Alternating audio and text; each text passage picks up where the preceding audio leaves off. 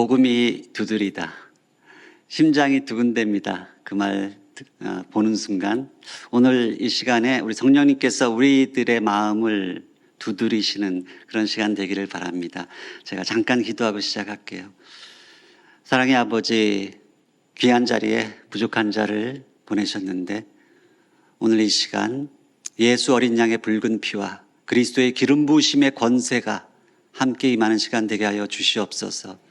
약속하신 성령님, 우리 심령을 만져주시고 형제 자매가 연합하여 하나 되는 것, 만유를 통일하시는 아버지의 그 마음을 저희가 깨달아 알게 하여 주시옵소서. 하나님께 모든 걸 위탁드리며 예수 그리스도 이름으로 기도했습니다. 아멘. 좀 할 이야기가 너무 많아서요, 역사의 변곡점에서 평화와 통일을 생각하다라는 제목을 잡았는데, 제 인생 처음 뵙는 분들도 계시니까 제 인생 이야기도 좀 할게요.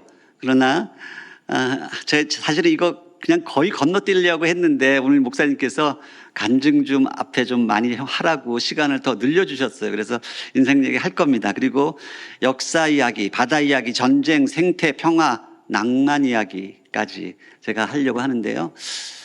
정말 제가 뭐 한 학기 강의를 해도 부족할 내용이지만 이걸 어떻게 짧은 시간에 다 이야기하겠습니까? 근데 왜 욕심을 내나 하면 이 시대, 우리가 살아가는 이 시대는 이런 이야기들이 다 서로 연결되어 있어요. 융합되어 있거든요. 그래서 어느 하나만 알아가지고 되는 문제가 아니에요. 그래서 이걸 전부 한번 다뤄보려고 하는데요.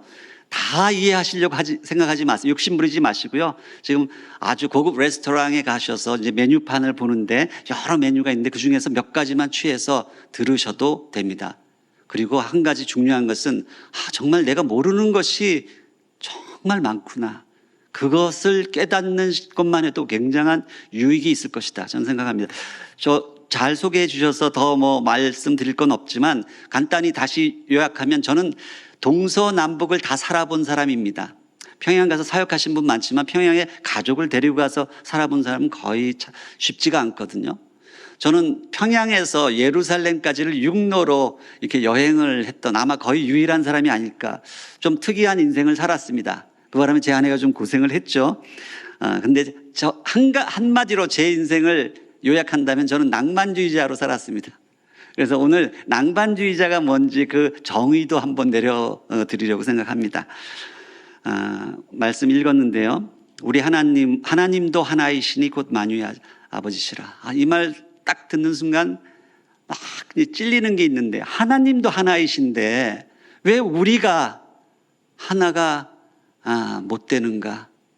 마땅히 우리도 하나가 되어야 된다, 그런 생각이 들고요. 하나님은 만유 위에 계시는 초월적인 하나님이시기도 하지만 만유 가운데 계시는 내재적인 하나님이시기도 하죠. 뿐만 아니라 그것을 가로질러서 하늘의 것과 이 땅 위의 것과 땅 아래 것을 다 이어서 만유를 통일시키시는 그런 하나님이시기도 하십니다. 그 하나님의 거대한 방대한 역사가 오늘 이 시간 함께 임할 수 있기를 바랍니다. 작년에 가장 큰 사건이라면 우크라 전쟁에 이어서 이스라엘과 하마스의 팔레스타인 전쟁이 발발했습니다. 근데 그 전쟁이 우리 초막절 축제 마지막 날, 흔히 심카토라라고 하는 그날 터진 거 아시죠? 이게 요한복음 7장에 보면 명절 끝날이라고 표현되어 있어요. 명절 끝날. 그날은 물축제, 실로암에서 물을 뿌리고, 초막절에 그 이스라엘 가보신 분들 아시겠지만 물축제를 벌이는 날이에요. 그날 예수님께서 서셔서 뭐라고 하셨냐면, 누구든지 목마른 자들은 내게로 와서 이 물을 마시라. 그러면 그 배에서 영원히 목마르지 않는 그 샘물이 터져 나올 것이다. 그 말씀을 하시던 그날, 심카토라 그날에 의도적으로 공격을 한 것입니다. 이 성경의 이 3대 절기는 우리에게 정말 하나님께서 약속하신 복음의 3요소다 생각을 해요. 6월절은 우리 십자가 부활을 상징하는 것이, 오순절은 신의 산에 그 불같이 임하는 하나님의 영광 가운데 이제 십계명을 주신 날이 오순절이죠. 아시나요? 이것이 유대인들은 다 알고 있는데 우리는 잘 모르는 거죠. 그러니까 구약시대에는 돌판에 새긴 말씀을 주신 날이라면 신약의 그 성령 강림할 때 우리 마음판에 오셔서 말씀을 새겨주신 날이죠. 그러니까 그냥 하나님의 은혜로 홍해를 건넜던 그 오합지조를 이제 너희가 하나님의 백성이 되었으니 이렇게 살아야 된다라고 삶의 매뉴얼을 주신 날이 오순절이라면 이 두 절기는 이미 성취된 절기, 그러나 마지막 이 초막절은 아직 우리가 기다리고 있는, 아직 다가오지 않은 그런 절기입니다. 예수 그리스도의 재림과 새하늘과 새 땅을 상징하는 그 절기, 그날 마지막 날에 공격을 해왔던 것이죠. 지금 이 전쟁이 터지니까 정말 전 세계가 막 두 쪽으로 갈라져서 그 유럽이나 미국, 캐나다에서는 막 한쪽에서는 이스라엘을 지지하는 시위대가 있고 막 저쪽에서는 막 팔레스타인 지지하는 시위대 막 서로 갈려 있어요. 한국도 마찬가지예요. 이스라엘 대사관에서는 막 이스라엘을 지지하고 반대하는 그런 시위들이 열린다는 거죠. 도대체 여러분들의 마음은 어떻습니까? 여러분은 어느 쪽을 지지하고 계세요? 이상한 질문인가요? 제가 한동대에서 가르친 아주 사랑하는 두 제자 가정이 있는데요. 둘 다 이제 선교사로 헌신했어요. 근데 한 가정은 이스라엘에서 유대인 사역을 하고 한 가정은 팔레스타인 사역을 5년 동안 했어요. 근데 이 두 가정이 사이가 별로 안 좋아요. 제가 그 여행을 하면서 이 두 가정 서로 교대로 만나가지고 기도 제목을 나누고 기도를 하는데 그 기도 제목이 완전히 상반된 기도예요. 너무나 헌신된 가정이에요. 제가 그 생각을 한 거죠. 참 하나님 곤란하시겠다. 도대체 어떤 기도를 들어주시는 줘야 할지. 이런 문제가 사실은 우리 안에도 다 있는 거예요. 만일 절대로 그런 일이 벌어져서는 안 되지만 한국과 북한 사이에서 또 전쟁이 일어난다고 생각해보세요. 생각만 해도 몸서리치고 끔찍한 일이잖아요. 그러면 또 세계가 또 나뉘어져서 한쪽은 북한, 한쪽은 한국을 응원하고 그럴 거 아니에요? 정말 전쟁만은 막아야 되는데 왜 이런 서로 다른 생각이 생길까? 그 이유는요, 우리가 경험한 것이 우리의 세계관이 다 다르기 때문이에요. 우리 인생은 세 가지 사이에 끼어 있습니다. 인생 삼간이란 말 들어보셨어요? 잘 못 들어보셨죠? 제가 만든 말이에요. 근데 우리 인간은 공간, 시간, 인간 요 세 사이에 끼어 있는 거예요. 이 간이 사이간자잖아요. 끼어 있기 때문에 전체를 보지 못하고 그래서 편협이 된다는 거죠. 이 장님이 코끼리 만지는 비유 우리 잘 아시잖아요. 이 장님들이 부분적으로 만지고 주장한 내용들을 들어보면요, 다 맞는 이야기들이에요. 틀린 이야기가 아니거든요. 그런데 전체를 보지 못하기 때문에 결국은 오류를 범하는 거예요. 이런 오류를 논리학에서 환원주의, 리덕셔니즘이라고 부르죠. 우리는 근본적으로 이렇게 편협된 존재라는 것을 스스로 받아들여야 돼요. 그래서 우리가 우리의 세계관에 영향을 주는 많은 관점의 오류들이 있는데 그것이 편향, 한쪽만 보는 거예요. 편향. 어떤 사람이 이제 한 방 안에서 평생을 사는데 북쪽을 향해서 난 그 창문만 있다고 생각합시다. 그러면 그 사람은 세상이란 이렇게 우중충하고 눈비가 내리고 이런가 보다 그렇게 생각하고 살 거 아니에요? 이 패러다임이란 단어가 원래 이런 창틀, 프레임, 창틀을 의미하는 것이거든요. 이 패러다임이 그쪽을 향해 있는 거예요. 근데 어느 날 갑자기 창문이 확 이제 쉬프트가 돼가지고 남쪽이나 동쪽을 향한 창문이 생겼다고 칩시다. 그러면 완전히 세 가지적이고 꽃이 피는 다른 광경이 보여질 거예요. 그러면 전혀 다른 세계가 눈에 들어오는 것입니다. 이와 같이 우리는 편향된 그런 존재들이다. 우리가 태어나서 자라면서 또 편협은 아까처럼 전체가 아니라 부분을 이제 보는 것, 코끼리 이제 장님이 만지는 것, 편중, 바둑 둘 때처럼 전체를 보기는 해요. 그런데 어느 한 귀퉁이에 집착하는 거예요, 집착. 이것이 우리를 또 오류로 끌고 갑니다. 편견, 선입견에서 잘못인지 이런 것들이 우리의 이제 사고에 영향을 주는데, 그래서 우리가 이제 근본적으로 편협된 존재인데요. 하나님이 창조하신 세계들은 시간, 공간, 대상이 그러다 우리가 어느 누구도 이 모든 시간대를 다 살아본 사람이 없고 모든 공간을 다 누벼본 사람이 없잖아요. 저는 그걸 어떻게든 좀 많이 누벼보려고 그런 여행을 많이 다녔는데 그래도 여전히 편협돼 있어요. 세계에 있는 모든 민족을 다 만나보고 살아가는 사람이 어디 있겠어요? 근본적으로 우리는 편협된 존재다. 또 우리 인간들이 만들어낸 문명, 과학기술과 인간 정신에 의해서 많은 것들을 공동체를 만들어서 회사의 조직과 시스템을 만들고 자연법칙을 연구해서 이론을 만들고 응용하고 문화, 상품, 작품 이 모든 것, 사상, 풍조, 유행 다 편협되어 있습니다. 무슨 말인가 하면 한 시간대에 잠시 유행하다가 사라지는 것들이에요. 그때는 맞았는 것 같은데 나중에 보면 뉴턴의 만유인력 법칙이 전부인 줄 알았더니 아인슈타인이 나타나니까 또 이게 달라지는 거잖아요. 이런 식으로 우리는 편협되어 있는데 이 근본적인 이유가 뭔가 하면 하나님이 우리에게 주신 것들은 그걸 오리지널 소스라고 하죠. 오리지널 소스는 이 유효기간과 부작용이 없어요. 근데 인간들이 만들어낸 이 세컨더리 소스는 항상 유효기간이 있고 부작용이 있는 거예요. 이것이 뭐 우리의 교회도 마찬가지예요. 우리 교회 지금 이런 식의 교회가 나타난 게 종교개혁 이후에 한 500년밖에 안 된 거예요. 옛날 예수님 당시에 그 로마의 핍박을 피해서 그때 있던 교회가 이런 교회 강대상이 어디 있고 성가대가 어디 있어요. 그런데 우리는 교회라면 무조건 이렇게 되어야 된다고 생각하는 편협 속에 있는 거예요. 제가 80일 여행하다가 역사 속에 존재했던 모든 종류의 교회를 다 만났거든요.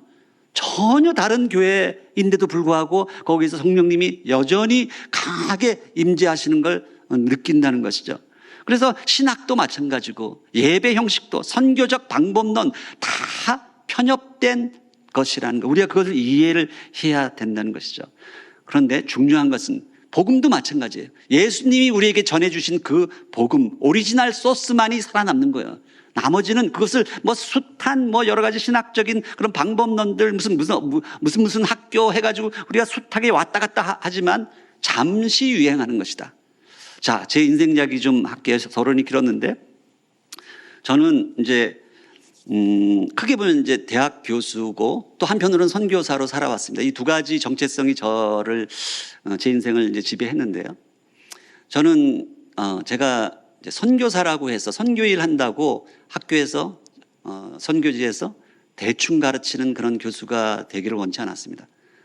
반대로 제가 교수로서 직업을 갖는다고 해서 복음 전하는 일을 절대로 소홀히 한 적 없어요.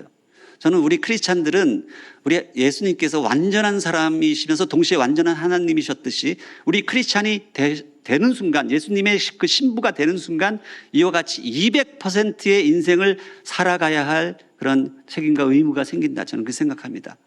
그래서 저는 연변과기대, 중국에서 주로 이제 오랜 세월 지냈고 평양과기대, 그리고 지금 포항에서 안동대학과 포스텍에서 그렇게 지금 가르치는 삶을 살면서도 끊임없이 우리 영혼들과 접촉을 하면서 살고 있어요. 이게 제가 대학교 막 올라갔을 때 그 모습인데 좀 귀엽지 않나요?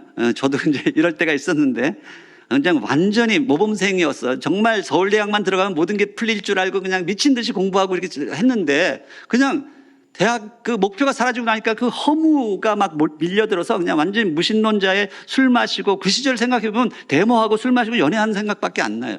이게 너무 제가 그냥 원래 술 한 모금 못 하던 그런 이제 범생이 공부만 하던 모범생이었는데 대학 가서 이제 막 선배들이 술을 막 부어주는데 나중에 보니까 다 쓰러지고 저 혼자만 남는 거예요. 아, 내가 술이 세구나. 그걸 이제 깨달았는데 너무 술을 많이 마시다 보니까 나중에 이제 막 알코올 중독 현상이 있어서 커피잔이 막 떨리고 정말 이 허무한 감정을 좀 이겨보려고 연애를 하면 좀 나아질까 싶어서 숱한 여자들 만나고 울리고 막 그렇게 막 서로 그렇게 했는데 소용이 없었고요. 데모대 쫓아다니고 그 시절에 그 대학 풍속도였잖아요. 진리를 찾고 싶어서 실존주의 철학, 노자, 도덕경, 불경, 인도 철학 안 읽은 책이 없었어요. 그런데도 성경을 읽을 그 기회가 없었는데 어느 날 제 친구, 저를 전도하려고 쫓아다니던 한 친구 하나가 제가 하도 도망 다니니까 막 화를 내더라고요. 네가 그래도 지성인이라면 세계 역사상 가장 많이 팔리고 읽힌 이게 제 성경책입니다. 이 성경을 한 번이라도 읽어보기나 하고 반대를 해야지. 그래서 그 말도 맞는 것 같아서 제가 이제 그때 창세기를 처음 읽어봤는데 이거 뭐 완전히 남의 나라 이상한 신화에다 뭐 야사 같은 거 잔뜩 써 있고 이게 종교의 경전 같지가 않더라고요. 그래서 이제 던져버렸거든요. 근데 그 숱한 여자들을 이제 그 하나님께서 이제 참 하나님의 은혜로 마지막에 이제 이 그 교회 반주자랑 결혼하게 됐어요. 근데 결혼 조건이 교회를 나가는 거였어요. 그래가지고 이제 하기 싫은 거 억지로 이제 약속을 하고 이제 결혼을 하는데 막 그 남자의 자존심 때문에 결혼하고 나서 한 3년을 여전히 계속 술 마시면서 지내다가 정말 이 술 권하는 한국 사회를 떠날 기회가 생긴 거죠. 그때 교회에서 막 신랑 얼굴 한 번만 보여달라고 해서 갔더니 이 성경책을 선물로 주는데 지금 저는 이제 이민 가방 싸야 되는데 무게 줄여야 되는데 아내가 이 성경을 집어넣는 거예요. 그래서 제가 지금 무게 줄여야 되는데 이건 왜 넣었어? 그래서 제가 한 3번을 뺐는데 가보니까 이제 또 들어가 있는 거예요. 그때부터 이 성경책. 그때 저는 이제 제 인생에서 이 성경책 한 권밖에 없어요. 그때 봤던 이 성경책이 제 인생을 따라다니기 시작했는데 이 가죽을 지금 한 3~4번 다 바꿨거든요. 너덜너덜해진 거 또 가죽 바꾸고 이 성경책 한 권 가지고 제가 이제 선교지에서 이제 살았는데 그렇게 해가지고 제가 참 그 교만하고 완악했던 제가 30살의 늦은 나이에 제 그 구원 간증은 1시간짜리이기 때문에 지금 도저히 할 수가 없고요. 정말 그 늦은 나이에 예수 그리스도를 이제 주님을 영접하게 됐죠. 한 6개월을 회심의 체험을 하면서 울면서 지냈던 것 같아요. 어느 날 새벽에 로마서 1장 16절을 읽는데 내가 복음을 부끄러워하지 아니하노니 이 복음은 모든 믿는 자에게 구원을 주신 하나님의 능력이 됨이라는 이 말씀이 비수처럼 칼날이 팍 꽂히면서 제 가슴을 치는데 뭐 이로 헤아릴 수 없는 눈물이 그냥 이유도 없이 쏟아지는데 그때 제가 죄인이라는 걸 처음 깨달았고 그냥 6개월을 그냥 눈물이 마르질 않는 거예요. 그래서 그때 이제 회심의 체험을 하고 나서 그리고 나서 이제 이 해외 유학생 수련회에 찾아갔는데 그때 뭐 아주 희한한 사람들이 막 나타나서 이 무슨 뭐 무협지에 나오는 무슨 무림의 고수들 같은 사람이 막 나타나가지고 뭐 이상한 소리들을 하는데 이 안경 낀 어떤 이 김진경 박사라는 사람이 나타나서 연병각이 대처 이제 앞으로 세워질 이 무덤 공동묘지거든. 거기다 이제 현수막 꽂아놓고 막 같이 자기와 함께 가서 싸울 뭐 믿음의 동지들을 찾으러 왔다. 그러면서 뭐 이제 독립운동가들의 후예를 위해서 대학을 세운다고 하면서 가만히 들어보니까 이제 교수들을 뽑으러 온 거예요. 근데 너무 황당한 게 뭐 조그만 건물에도 하나 세워놓고 가자고 그래도 갈까 말까는 지금 깃발 꽂아놓고 막 가자고 지금 그러는. 근데 그게 굉장히 저한테는 이렇게 막 이해할 수 없는 감동이 되더라고요. 아, 예수를 믿는다는 게 저런 거구나. 제가 그때 그 당시 MIT에서 이제 그 나사 프로젝트를 하고 있는데 우주 공간에 로켓을 쏘면 거기서 수많은 실험들을 하거든요. 근데 그거를 미리 컴퓨터 시뮬레이션 해가지고 그것을 미리 다 계산해가지고 하는 그런 그 결과가 너무 잘 나와서 지금 유태인 지도교수가 저를 붙들려고 월급을 제일 많이 올려주고 막 저를 영주권 주겠다고 그렇게 막 그 붙들고 있었는데 결국은 이제 마지막 폐회 예배 설교에서 홍정일 목사님이라는 분이 나타나가지고 청년들이여 영적 상목통일을 준비하라. 이 제목을 가지고 이제 설교를 하는데 거기서 이제 그걸 참지 못하고 원래 이제 예수 믿은 후에 3년이 제일 위험한 시기라고 하거든요. 그 위험한 시기를 참지 못하고 선기 헌신을 거기서 딱 한 거예요. 그러니까 제 아내는 너무 놀래가지고 그러니까 내가 교회 가자고 그랬죠. 언제 중국 가자고 그랬냐면서 막 엉엉 울고 이제 난리가 났어요. 그래가지고 이 아내를 설득하느라고 한 3년이 걸린 거예요. 그래서 그냥 씨름하고 매일 아침 새벽에 서로 딴방에서 서로 기도하는 거예요. 아내는 저 사람 정신 차리게 해달라고 그러고 저는 이제 저 아내 좀 마음 좀 바꿔달라. 그래가지고 결국은 1994년도에 응답하라 1994 해가지고 이제 어떻게 좀 독립투사 같지 않습니까? 독립투사 이제 처음 갔을 때 이 모습인데 그래서 이제 한 10년 동안 우리 조선족들을 열심히 가르치다가 이제 그 10년 후에 다시 더 황당한 프로젝트가 시작된 거죠. 북한에 이런 똑같은 대학을 세워달라고 그래서 북한에 들어가서 근데 그때 처음 들어갔을 때 정말 길도 없었어요. 그냥 이거 제가 몰래 찍은 사진인데 연변관계대 시작할 때도 소 한 마리가 있었는데 또 소가 지나가더라고요. 그래서 이거 찍어야겠다 싶어서 찍었는데 이 길을 닦기 시작한 거예요. 길부터 닦고 우리 스스로도 이 프로젝트 팀에서 미션 임퍼서블이라고 도대체 이런 게 황당한 이야기가 이게 외국인이 평양에 들어가서 대학을 세운다는 게 가능한 일이야? 다들 그렇게 생각을 했는데 스가랴 4장 6절의 말씀 이는 사람의 힘으로 능으로 되는 일이 아니요 오직 여호와의 신으로 라는 그 말씀을 딱 붙들었어요. 그래가지고 결국은 근데 이제 제가 이제 전 세계를 다니면서 이 평양가기대 교수 요원도 뽑고 펀드레이징 해서 뭐 많은 곳을 다녔잖아요.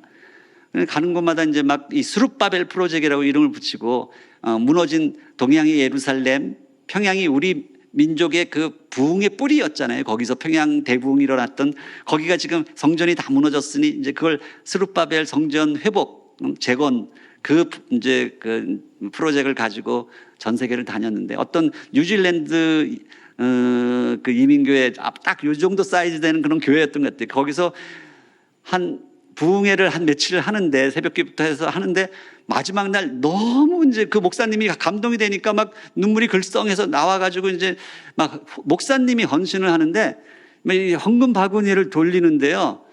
저는 이제 그때 이제 그 성령께서 하신 일이죠. 처음에 확실하게 이것이 하나님의 뜻이고 하나님의 일이라는 것을 저에게 확증시켜 주시려고 했던 것 같아요. 헌금 바구니 여성 성도들이 금반지 목걸이를 다 풀어서 폐물이 이만큼 쌓였어요. 그래서 그때 이제 깜짝 놀랐죠.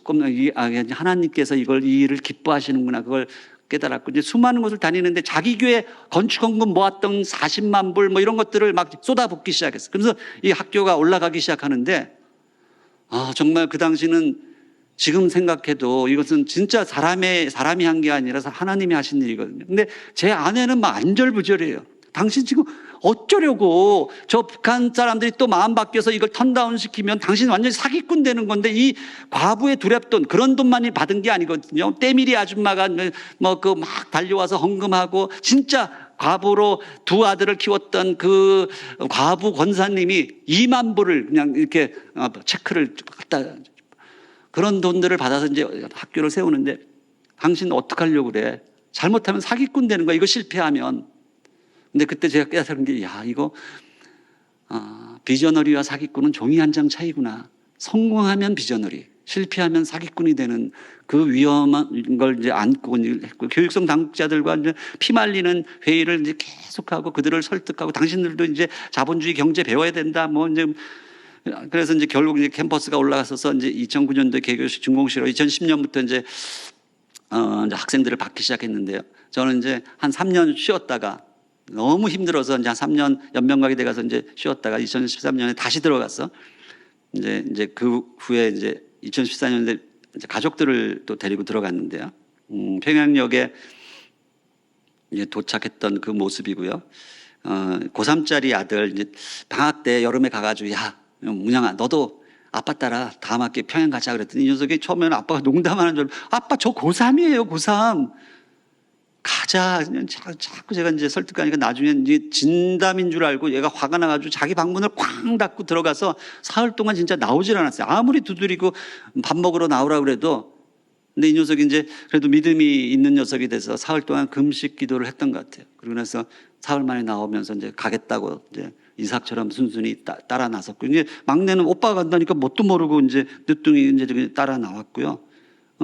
근데 가보니까 이 북한은요, 온 거리마다 무슨 하나정보통신, 하나음악원, 하나라는 간판으로 도배를 해놨더라고요. 근데 이 막내딸을 평양가게 세울 때 이제 하나님이 주신 특별한 선물이 이름을 하나라고 지었거든요.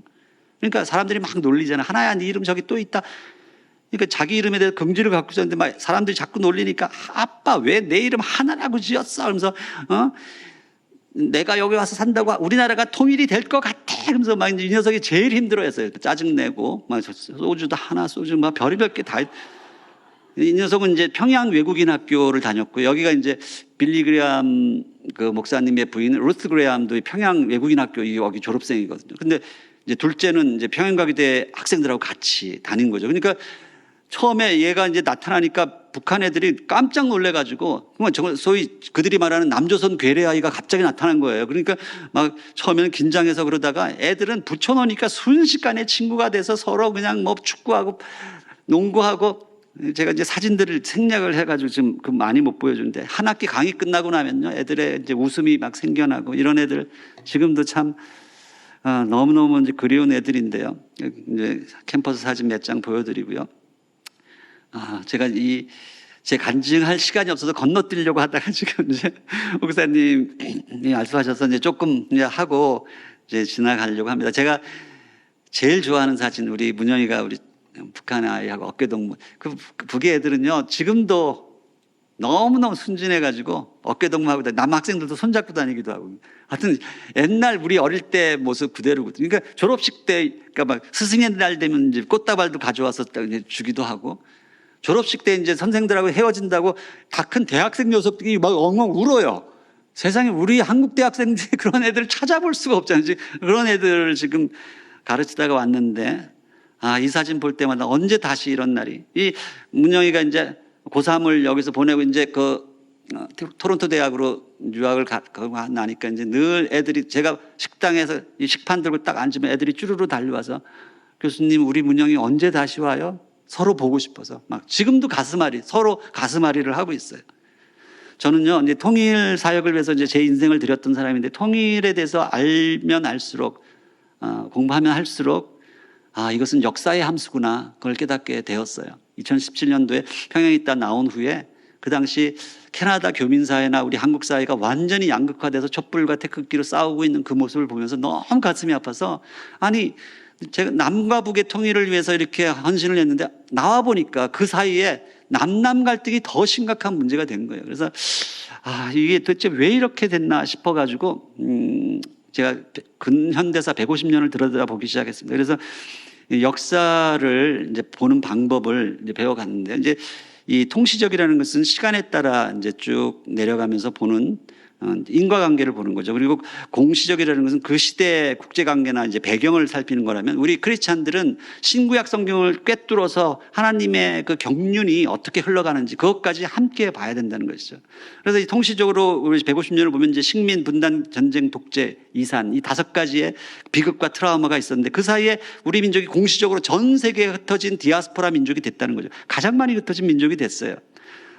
뭐 없는 곳이 없으니까 가는 곳마다 우리 교민들이 살고 있는데, 예를 들면 이제 지금 벌어지고 있는 러시아와 우크라이나 전쟁은요, 우리 민족이 이제 일본의 식민지로 들어갔던 그 시절로 돌아가면 그 러일 전쟁이 있었잖아요. 그거하고 완전히 판박이 전쟁이거든요. 판박이에요. 거의 똑같은 전쟁이다. 그러니까 그 당시 이 조그만 섬나라 일본이 러시아를 이길 수 있는 전쟁이 아니었거든요. 근데 그 뒤에서는 영국과 미국이라는 큰 두 제국이 받쳐주었기 때문에 그것이 가능했던 것이고요. 그 당시에 이제 일본이 러시아를 이겼다고 해서 그때 이제 일본 군사들에게 나눠줬던 그게 정로환이죠. 러시아를 정복했다고 정로환이 거기서 그때 나왔던 거. 그 당시에 제이콥 시프라는 유태인 이 재벌, 금융 재벌이 엄청난 전쟁 자금을 일본에게 대줬어요. 그래서 이길 수 있었던 거예요. 그래서 이 제이콥 시프는 이제 전쟁 끝나고 일왕에게 불려가서 이제 우길 대수장, 훈장을 받게. 그러니까 우리나라의 역사 속에 이미 유태인이 그 당시에 개입하고 있었다는 것. 이런 모든 이야기들이 아까 제가 오늘 다 말씀 못 드리는데, 제가 그래서 이 근현대사 150년을 다룬 이 역사 소설을 썼어요. 공학자가 역사책 써봐야 아닐 것 같아서 역사 소설로 만들어서 재미있게 가독성을 높였는데, 사실은 이 속에 있는 모든 내용들이 팩트예요, 팩트. 그래서 소설로 이제 만든 역사 교과서다, 그렇게 이해하시고, 이 책을 완전히 정독하고 독파하시면 여러분들의 역사 의식이 완전히 업그레이드 될 것이다. 저는 이제 그렇게 자신을 합니다. 그래서 꼭 한번 읽어보시도록. 지금 러시아 우크라이나 전쟁이 다 똑같아요. 미국과 나토가 뒤에서 이제 밀어주고 있기 때문에 이 전쟁이 오래 가는 것인데, 그 속에서는 이익을 취하는 나라들이 엄청나게 많아요. 그래서 참 이 약소국 우크라이나가 참 옛날 우리나라 모습 같아서 너무 가슴 아픈데, 이건 이 전쟁, 미중 패권 전쟁의 연장선상에서 일어난 것이고, 페트로달러에 도전하는 그런 에너지 전쟁이기도 하고요. 또 통전적이라는 말을 아까 썼는데, 통전적 사실 여러 가지 의미가 있는데, 이것은 제가 이제 요 책에서 다루고 있는 것이 우리 다니엘서에 나오는 신상, 다니엘의 신상이 황금 머리에 이제 은의 가슴, 팔, 그리고 배에 동으로 된 이제 그런 그리고 넓적다리가 동이 돼 있고, 그 다음에 종아리가 철로 돼 있고, 발과 발바닥이 이제 철과 흙이 섞여 있는 요 이제 재료를 가지고 있잖아요. 이 재료, 제가 재료공학자이기 때문에 재료공학자의 입장에서 이 지금 세계 문명사를 이제 해석을 했어요. 성경적으로 했는데 여러분들한테 큰 도움이 될 거라고 저는 생각을 하고요. 이 시대가 어떻게 흘러가고 있는지 그것을 이해하시려면, 통전적이라는 것이 또 지금 요즘에 일어나고 있는 이 난민 현상은, 그러니까 옛날에 유대 디아스포라가 처음 생겼을 때는 초림 예수를 맞이하기 위한 영적 네트워크, 그러니까 파종을 위한 밭갈이 작업으로 디아스포라가 생겼다면, 사실 성경은 디아스포라의 책이잖아요. 흩어진 나그네의 책이에요. 지금 요즘의 마지막 시대의 종말적 디아스포라는 그리스도의 재림을 맞이하기 위한 영적 네트워크이다. 저는 그렇게 해석을 하고 있습니다. 그래서 마지막 때 대환란이 일어난다는 것은 전 세계가 전 세계적인 난민 현상이 일어나는 것인데, 그럴 날이 점점 다가오고 있다. 그렇게 보는 것이죠. 그래서 이 책 말씀드리고요. 3명의 그 주인공을 잡았는 게 이게 구레선이 캐나다 선교사 그리어슨, 닥터 그리어슨을 말고 이동인 들어보셨나요? 우리나라 상해 임시정부 때 그 초대 국무총리 했던 분, 그리고 손정도 목사 아시나요? 손정도 목사는 요 세 사람을 제가 잡은 이유는 그 당시에 그 분열의 시대에 어떻게든지 양진영을 하나로 만들기 위해서 애를 썼던 시대를 앞서간 통합의 리더십, 이 세 사람을 본받아야 된다 그런 생각을 한 것이고요. 그걸 이동희는 그냥 정치가로만 우리가 알고 있는데 사실은 이동희를 너무나 배우질 않아요. 우리가 사실 임시정부에서 김구나 안창호, 이승만보다 더 중요한 역할을 했던 사람인데 안 배워요. 왜냐하면 이 사람이 나중에 사회주의자, 공산주의자가 됐거든요. 그러니까 안 가르치는 거예요. 근데 이 사람은 원래는 이제 군인이었잖아요. 이제 고종을 이제 지휘대 아주 유명한 청렴결백한 군인으로서 이름을 날리던 사람이었고, 그 사람이 이제 강화도 진위대장 시절에 복음을 받아들입니다. 그래서 엄청난 이제 전국에 170개, 안창호보다도 훨씬 더 많은 학교를 지었던 대교육자였고요. 그리고 아까 이야기했던 그리어슨 선교사와 함께 다니면서 전국을 다니면서 정말 이 이동희 권사가 한 번 설교하고 한 번 강의하면 가는 곳마다 이게 눈물을 뚝뚝 흘리면서 통곡 설교를 했는데 가는 곳마다 교회가 하나 세워지고 학교가 하나 세워지던 대부흥사였어요. 근데 이 사람을 우리는 알지 못하는 것이죠. 그래서 좀 우리가 역사를 알 필요가 있고, 이동희의 그늘에서 영향을 받고 이제 독립운동가가 되든지 복음을 받은 사람들이 뭐 엄청나게 많거든요. 우리 구서울역에 가보면 세워진 이 동상 누군지 아시죠? 일본 사이토 총독에게 수류탄 던졌던 강우기 열사, 우리 학생들 데리고 가면서 이거 누구냐고 그러면 아무도 몰라요. 강우기 열사. 이 사람 다 이동희의 그 설교 듣고 다 복음을 받고 독립운동가로 뛰쳐나갔던 사람들이거든요. 이 시각장애인의 세종대왕이라 불리는 이 박두성 선생, 다 이동희의 제자들. 우리 말모이라는 영화 보면 거기 주인공 있잖아요. 이극노 선생. 이런 사람들 다 이동희의 영향 받은 사람, 허헌, 변호사, 김립, 어마어마한 청년들이 이동희를 그 당시에 따랐는데 그런 위대한 기독교인으로서의 부흥사를 우리는 알지 못한다는 거예요. 이 개봉우라는 사람이 이제 이번 정부 들어서서 개봉우의 그 자손들을 복권시켜 중앙아시아에서 고려인 데리고 와서 하는 걸 보고 제가 깜짝 놀랐는데, 개봉우도 공산주의자거든요, 원래. 근데 이번 정부가 어떻게 개봉우 선생을 복권을, 깜짝 놀랐어요. 사실은. 왜냐하면, 그러니까 역사를 서로 모르는 거야. 서로 모르는데, 개봉우는 이동우의 오른팔, 왼팔 하던 대단히 정말 존경받아 마땅할 한글학자의 역사학자거든요. 우리 이준, 이상설, 이휘종, 이 세 사람은 아시죠? 헤이그 밀사라고 부르는데, 그 중에 근데 막내였던 이휘종이 나중에 시베리아의 별이라 불리는 유명한 볼셰비키가 된 거는 모르시죠? 그리고 이준 선생이 그 순국을 하셨는데, 이준 선생의 장남이었던 이용 장군이 유명한 볼셰비키 공산주의자였던 건 모르시죠? 이런 건 가르치질 않으니까 모르는 거예요. 그러면 그 당시에 그 유명한 사람들이 왜 볼셰비키 공산주의자가 됐을까? 이것을 우리가 역사를 이해를 해야 돼요. 그러니까 그 당시 시점으로 돌아가서 공산주의를 이해해야지. 지금 우리는 역사가 흐르면서 공산주의가 얼마나 많은 폐해를 일으키고 나쁜 이제 독재가 되고 그런 걸 우리는 지금은 알지만, 그 당시 이 젊은 혈기가 왕성한 이 독립운동가들, 지식인들 사이에서는 오히려 거꾸로 영국, 미국, 이런 프랑스 이런 기독교 국가라고 하면서 제국주의로서 약소국들을 약탈하고 하던 그런 나라들보다 이제 새로 일어난 이 공산주의 볼셰비키가 더 성경적이라고 생각했던 거예요. 그 당시 사람. 그래서 그들이 공산주의자가 될 수 있었다는 것을 우리가 이해를 하고 역사를 봐야 되는 거예요. 그래야지 이게 화해가 돼요. 화해가. 그 당시에 그 사람들이 그럴 수 있었어. 근데 우리는 무조건 공산주의라면 무조건 밀쳐내잖아요. 사실은 그 막스 레닌의 아버지가 기독교로 개종했던 요즘으로 하는 메시아닉 주의시 랍비였거든요. 그래서 마르크스는 어려서부터 신구약 성경을 다 배워서 자랐던 사람이에요. 근데 이 사람이 안타깝게도 무신론자가 됐잖아요. 그래서 무신론자의 입장에서 인본주의적인 것으로 이 공산주의 이론을 만들었지만, 사실은 성경에 있는 걸 다 끄집어낸 거예요. 성경에 있는 정치와 경제 원리를 끄집어내서 만든 게 공산주의 이론. 그러니까 제가 중국이나 평양에 가서 공산당 애들하고 이렇게 하다 보면요, 우리 기독교에서 가르치는 거 너무 똑같아요. 희생, 봉사, 사랑 다 그런 거 똑같이 그게 어디서 나온 거예요? 오리진이 다 성경인데 거기서 나온 걸 가르치는 거예요. 근데 그들은 하나님이 없다는 것, 그것 때문에 무너지는 거거든요. 자기들이 이제 그걸 할 수 있다고 생각하는 거죠. 그리어슨 구레선 선교사 대단한 분이거든요. 이 사람은 캐나다 선교사로서 우리나라에 들어와서 이제 함경 남북도와 북간도 연해주를 다니면서 엄청나게 복음을 전했던 분이고, 지금의 김책시죠. 성진에다가 선교부 세우고, 그 다음에 거기서 이제 교회와 학교와 이제 병원을 세우고, 또 회령에 가서 회령 선교부, 용정 두만강 건너가서 용정 선교부를 세우고, 거기서 이제 은진중학교를 세웠던 분이에요. 독립유공자죠. 자, 걸레성자 송정도라고 이제 KBS에서 2부작인가 하는 바람에 조금 요즘에 유명해졌지만, 이 손정도 목사야말로 남북한에서 동시에 존경받는 유일한 목사님이시거든요. 왜 그런가? 자, 그의 큰아들 손원일 제독은 우리나라 최초의 해군 제독이고, 뭐 인천 상륙작전에 뭐 영웅이고, 뭐 국방부 장관, 그러니까 당연히 국립묘지에 묻혀 계신데, 그의 둘째 아들 손원태 박사는 어릴 때 그 김성주, 김일성하고 친구였거든요. 그러니까 그의 말년에 북한으로 건너가서 북한의 애국 열사능에 묻혀 있어요. 손정도 목사님이 누구세요?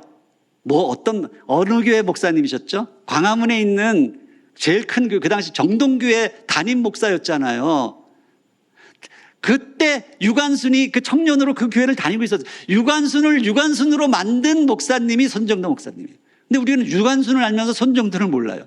이분이 그 좋은 자리, 그 당시 벌써 파이프 오르간이 있던 그 큰 교회 담임 목사님 자리를 초계처럼 버리고 평양으로 건너가서 3.1운동을 다 뒤에서 숨은 기획자로 활동을 하다가 상해로 건너가서 의정원 원장, 지금의 국회의장을 지냈던 분이에요. 대단한 분이거든요. 근데 우리는 안 가르쳐요. 왜냐하면 김일성과의 관계 때문에. 왜냐하면 손정도 목사님은요, 임시정부에서 이승만 박사를 대통령으로 만드는데 결정적 역할을 했던 분이에요. 이게 화합을 하려고 했을 때, 자기는 평양 근처에 그 강서라는 곳에가 고향인데, 그러니까 북쪽 사람이잖아요, 손정도 목사. 근데도 밑에 기업파, 남쪽 사람들과 화해시키는데 아주 굉장한 역할을 했던 사람이고요. 김일성의 그 회고록, 세계와 더불어 보면 내가 가장 존경하는 인물, 나의 생명의 은인 손정도 목사라고 한 챕터를 쓰고 있어요. 그것 때문에 우리는 안 가르치는 거예요, 잘. 그러니까 역사가 반쪽으로 나눠져 있는 거예요. 자, 우리 미국 선교사 중에 제일 제가 존경하는 분이, 정동교회가 지식인들의 교회였다면 저 남대문에 있는 상동교회를 세운 스크랜튼 선교사는 우리나라에서 이제 사회복음의 중심인 이 상동교회에서 만난 상동 청년회의 장차 독립운동가의 대표가 될 이회영, 이동영, 양기탁, 안창호, 이동희, 이갑, 이동열, 신채호 이런 사람들이 다 몰려 있어요. 그 상동 청년회. 여러분 아세요? 이 청년이란 단어는 원래 없던 단어인데 우리 기독교가 만들어낸 게 청년. 천도교는 소파 방정환이 어린이라는 단어를 만들어냈다면 우리 기독교는 청년이라는 단어를 만들어내요. 그래서 이 상동 청년회가 어마어마하게 활발하게 있었는데, 이토 히로부미가 이제 일사늑약 이후에 들어와서 제일 처음 한 게 이 상동 청년회를 해산시킨 거예요. 그러니까 이들이 지하 조직을 만들었는데, 상동 청년학원을 통해서 지하 조직을 만든 게 그게 신민회예요. 신민회. 배우셨죠? 이 신민회를 발본색원하기 위해서 조작해낸 사건이 백오인 사건이고요. 그 당시에 다 상동 청년회의 그 지하 조직이었다는 것. 그런데 이토가 들어오면서 아주 큰 일이 벌어지는데, 그 당시에 우리 미국 선교사가 제일 많았고, 하여튼 많은 선교사님이 들어와서 이제 서로 막 열심히 사역을 하고 있었는데, 그 당시에 우리가 서로 이렇게 경쟁하지 말고 선교지를 분할해서 이렇게 나눠서 사역하자 해서 선교지 분할 정책이 시작되고 있었거든요. 근데 이토가 들어오자마자 뭐라고 했냐면, 그러니까 이 함경 남북도와 북간도 연해주는 캐나다 선교사, 그리고 경상남도만 호주 선교사, 나머지는 다 미국 선교부가 이리저리 이렇게 다 나눠서 이제 그걸 하고 있었어요. 근데 이토가 앞으로 이 나라는 내가 물리적으로 다스린다. 그리고 선교사 이 대표들을 다 불러 모았어요. 그래가지고 당신들은 교회 안에서만 이들을 정신적으로 다스려라. 이렇게 엄명을 내립니다. 그 문서가 지금도 다 남아 있어요.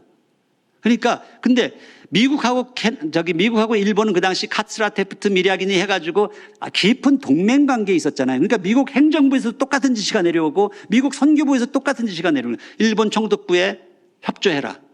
그러니까 미국 선교사들은 꼼짝없이 일본 총독부가 지시하는 대로 교회 안에서 그러니까 일체 사회 문제, 정치 문제 이제 관여하지 말라 그랬거든요.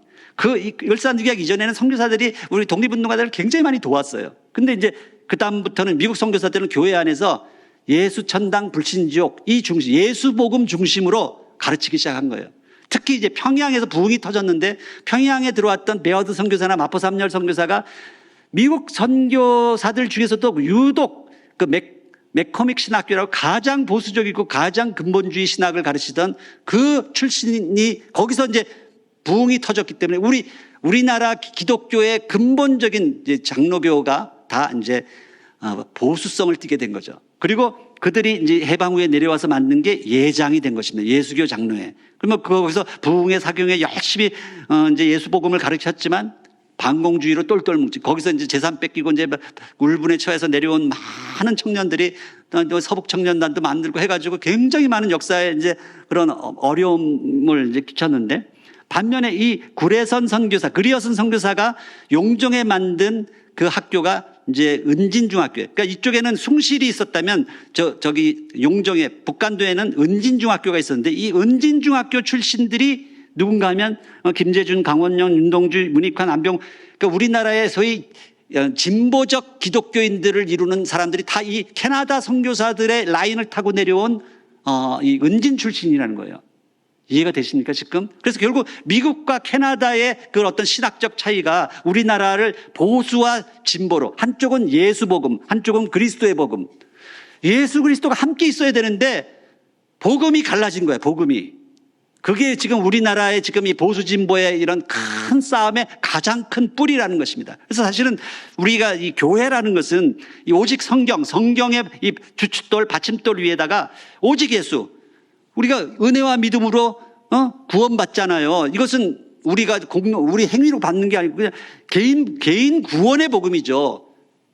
아들을 낳으리니 그의 이름을 예수라 하라. 그가 자기 백성을 죄에서 구원할 자라. 이 예수 이름으로 구원받는 거예요. 이 개인 구원의 복음이 예수 기둥이라면 그리스도는 뭐예요? 기름 부음을 받은 자. 기름 부음을 받은 자가 누구예요? 왕과 선지자와 제사장인데 이 예수 이제 지금 이 시대는 정말 우리가 이제 왕 같은 제사장으로서 이 정말 기름 부음이 임하면 어떻게 됩니까? 그 사도행전 2장에 보면 거리로 뛰쳐나가지 복음을 전하고 선교적 복음으로 땅 끝까지 나가게 되는 거잖아요. 그러니까 이 그리스도의 복음은 선교적 복음이고 공동체적 복음일 뿐만 아니라 우주적 복음이 여기는 진리가 있는 거예요.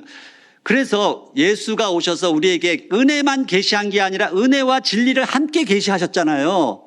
이 두 가지가 함께 두 기둥이 함께 있어야 되는데 일제 시대를 통과하면서 한 기둥씩 나눠 가진 거예요. 그래서 오른쪽 기둥이 빠지면 우경화됩니다. 우경화. 아주 이상하게 우경화돼서 이 근처에 어떤 교회 있잖아요. 하여튼 이상한 모습이 되고 그다음에 왼쪽 기둥이 빠지면 좌경화돼서 또 나중에 점점 공산주의랑 비슷하게 되고 이것을 우리가 다시 두 기둥으로 세워야 되는 거예요. 야긴과 보아스처럼. 이것이 가장 중요한 것이다. 그러니까 한국 기독교는 근본적으로 영지주의적 복음이에요. 예수 복음만 강조하고 그리스도의 복음이 정말 약화되고 실종돼서 예수 천당 불신족은 정말 잘 가르쳤는데 개인 구원에 대한 확신은 많은데 사랑만 강조하고 사회정의가 약화돼. 일제시대 때 일제의 그 악행을 다 모른 척 했거든요. 모른 척하고 일제의 편에 들어서 교회가 점점 친일화되었다는 것이죠. 예수만 강조하고 그리스도가 성육신 하나님 나라 고난의 복음이 실종되고 가난한 자에게 복음을 전하는 게 약화되고 개인주의야, 개교회주의, 풍요의 복음, 기복신앙으로 전락했다는 것. 이것이 그 예수 복음의 그 폐해였다는 것입니다. 3.1운동 첫날 만세를 불렀던 7도시가 있는데요. 그게 경성, 서울이죠. 경성 하나만 빼놓고는 원산, 평양, 남포, 안주, 선천, 의주 이 6개 도시는 다 북한에 있는 도시예요. 그러니까 그 당시만 해도 이 첫날 태극기 들고 뛰어나온 청년들이 누군가 하면 죽기를 각오한 순교의 각오를 하고 뛰어나온 이들이 교회 청년부들이 대부분이에요. YMCA하고 교회 청년부들. 근데 이 도시들이 전부 다 북한에서 있었던 기독교 부흥도시들이에요. 전부 다 부흥도시들. 이 역사를 우리가 이해를 해야 되는데요. 그러니까 그 당시에 천도교가 한 200만 혹은 300만이라고 주장하는데 그 투옥자 수만 비교해도 그 당시 기독교는 한 인구의 1%, 2%가 채 안 됐던 23만 정도 되는 성도 가지고 투옥자 수가 훨씬 더 많았어요. 그만큼 기독교의 역할이 컸다는 거죠. 이 이제 유관순을 비롯해서. 그래서 참 놀라운 것은 대한민국 정부가 이 3.1운동을 통해서 이제 독립훈장을 수여했던 그 선교사들이 있는데 그 중에서 캐나다 선교사가 제일 많은 거예요. 숫자적으로 보면 미국 선교사가 한 캐나다 선교사의 15배 정도 많거든요. 근데 미국 선교사보다 캐나다 선교사, 그 이유는 뭔가 하면 캐나다 선교사들이 이 책에 나와요. 그 그리어슨 선교사는 3.1운동 그 당시에 자기 집에 이 독립운동가 그 대표들을 불러다 놓고 자기 집에서 교회 주보 밀던 등사기로 이 독립선언서를 3만 장을 밀어요. 그래서 그걸 나눠주고 결국은 나중에 일제 경찰한테 붙들려 가서 취조당하고.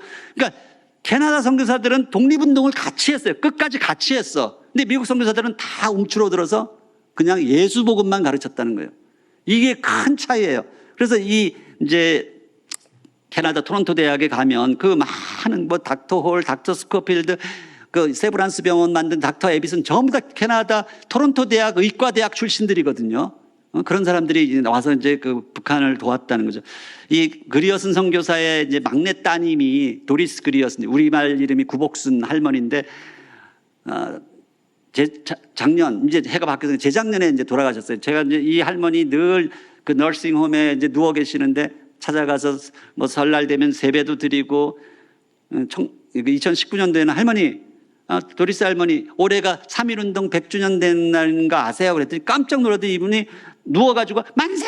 만세 하면서 만세 삼창을 하고 자기가 태어난 곳 이 지도 가리키면서 내가 성진에서 태어났다고 하고 나는 딱 두 가지, 하루 종일 누워서 두 가지 기도만 해. 저를 이제 루카스라고 그러고, 루카스, 나는 딱 두 가지 기도만 해.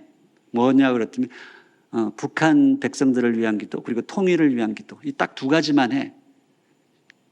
이 할머니 보면 저희가 너무 부끄럽고 창피해서 우리도 못하는 기도를 대를 이어서 이렇게 이제 기도를 하시다가 자기 아버지가 받은 훈장 보여주시면서 나 이제 곧 천국 갈 것 같아. 이거 가지고 가. 그래서 우리한테 그걸 주고 이 할머니가 이제 돌아가신 거예요.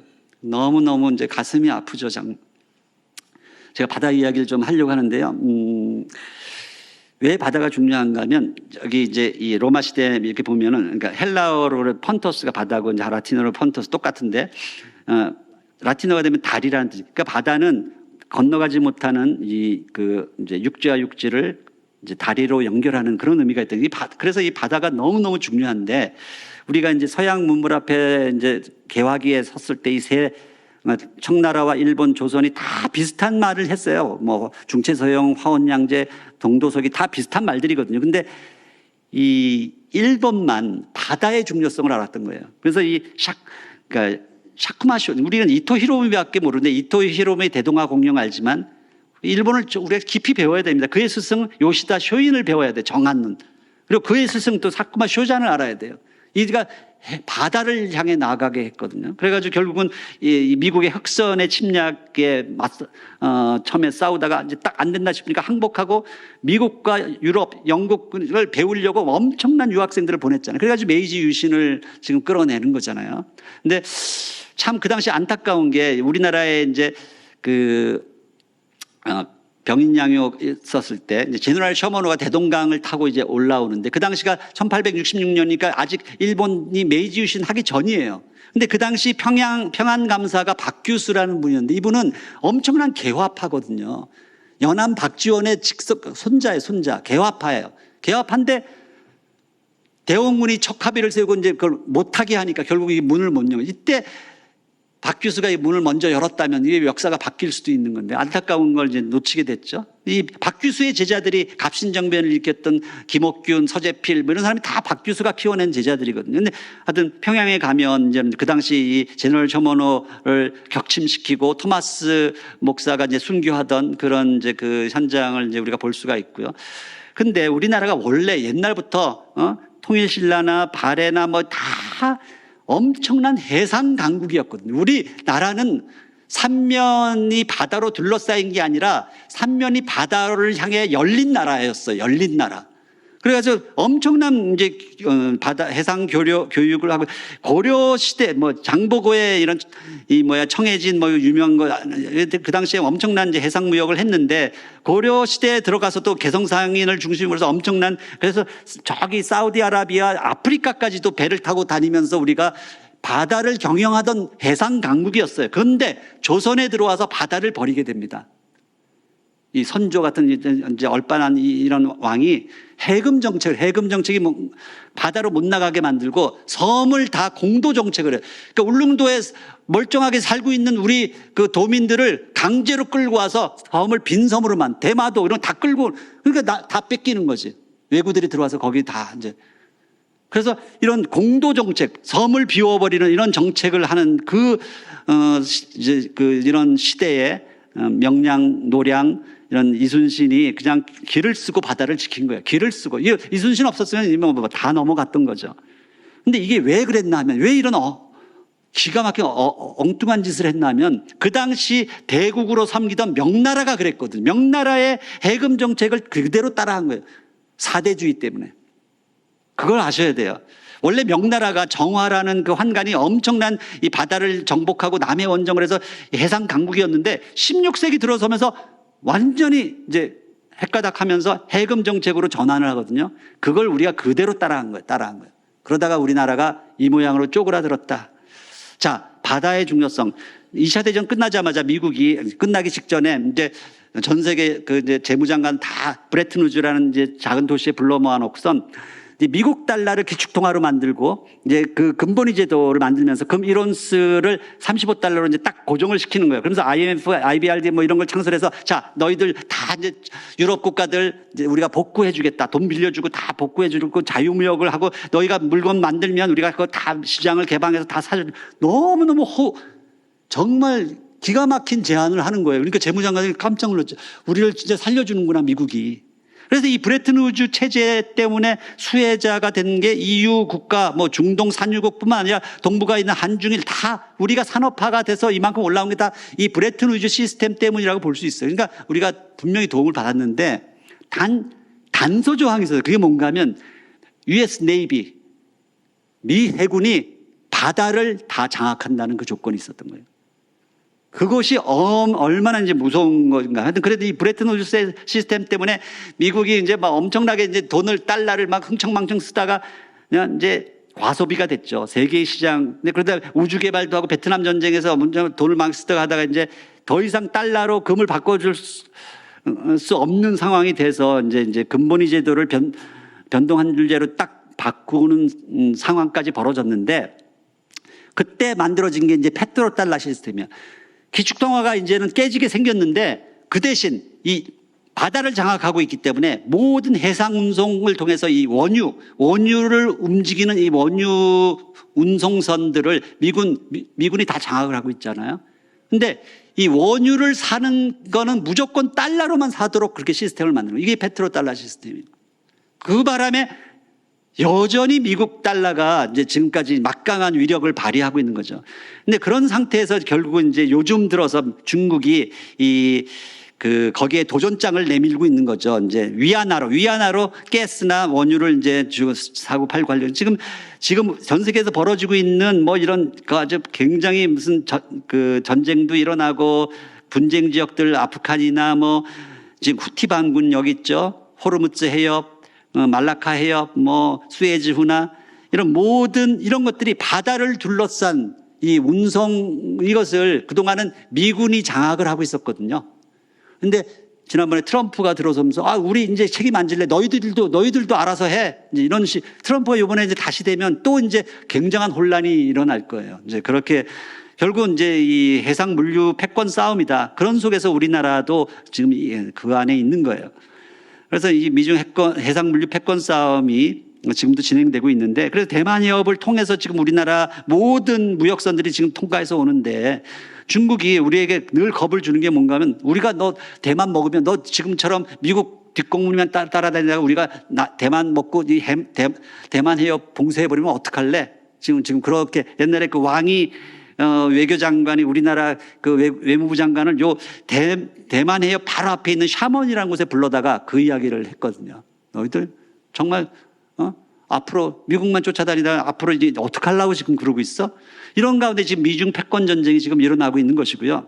지금 이제 미중 이 패권 전쟁의 이제 큰 이제 그 스토리를 보면 아까 이야기한 브레튼 우드 시스템하고 샌프란시스코 시스템이 있어요. 이 두 가지가 이제 미국이 만들어 놓은 냉전 구도인데 이걸 이제 그 트루만 이제 프랭클린 루즈벨트가 갑자기 이제 죽잖아요. 죽고 나서 트루만이 들어가면서 이제 올라오면서 대소 봉쇄 전략을 세웁니다. 그 당시 그것을 이제 더 롱 텔리그램, 아주 긴 전보. 그 당시 모스크바의 공사였던 이제 이 조지 캐넌이라는 사람이 이제 긴 전보를 보내서 이 소련을 봉쇄해야 된다라고 이제 이야기해서 그때부터 이제 원래는 미국과 소련이 태평양 전쟁 때는 같은 연합군으로 사이가 좋았잖아요. 스탈린하고 루즈벨트가 굉장히 친구 사이였거든요. 근데 갑자기 그때부터 이제 갈라서기 시작하거든요. 그런데 이제 중국이 핵 개발을 막 해가지고 올라서는 가운데 결국 핵 개발에 성공하니까 키신저를 보내가지고 이제 미중 수교가 이제 79년대에 벌어지죠. 그 사이에 이제 소련을 억제하고 막 중국을 억제하는 사이에 이제 일본이 막 엄청나게 올라왔어요. 그래서 일본이 이제 일본 소니와 이제 도요타를 중심으로 해서 이제 미국의 그 GDP의 40%까지 도달했던 때가 이제 1985년이에요. 근데 미국이 이제 일본을 플라자 합의로 눌러버리죠. 일본을 견제하죠. 그러면서 이제 1990년대 냉전이 해체되고 미국 1국 체제가 이제 등극을 하는데 그러면서 이제 중국이 그 세계의 공장이 돼가지고 막 이제 올라오는 거예요. 그러다가 미국 GDP의 40%에 도달했던 때가 2008년도예요. 그래서 미국이 중국을 또 견제하려고 했는데 그 당시에 증권 파동, 리만 브러더스 증권 파동이 일어나서 그 때를 놓치는 거예요. 그래서 오바마 때 이제 큰일 났다 싶어서 피보트 아시아에서 미일 한 유구사 이제 삼각동맹, 샌프란시스코 시스템을 다시 부활시키려고 막 오바마가 애를 써요. 근데 그 잘 안 되죠. 그러다가 이제 트럼프가 등장해가지고 이제 대중 무역 전쟁을 선포하고 막 그 당시 이제 60%까지 따라왔었거든요, 중국이. 근데 또 코로나가 터지는 바람에 또 실패해요. 그러면서 막 쿼드, 오커스, 뭐 나토 이런 거 이제 계속 이제 미국이 중국을 해상 봉쇄를 하려고 하는 거죠. 그러다가 이제 바이든 때 들어와서는 그 과학기술 산업 규제로 통해 가서 이제 더 롱거 텔리그램이라고 이렇게 불러요. 근데 중국이 지금 거의 80%, 90%까지 따라왔거든요. 그러다 보니까 이제 미국하고 중국은 너무나 산업들이 커플링이 돼 있어서 쉽게 이제 규제가 안 되는 거예요.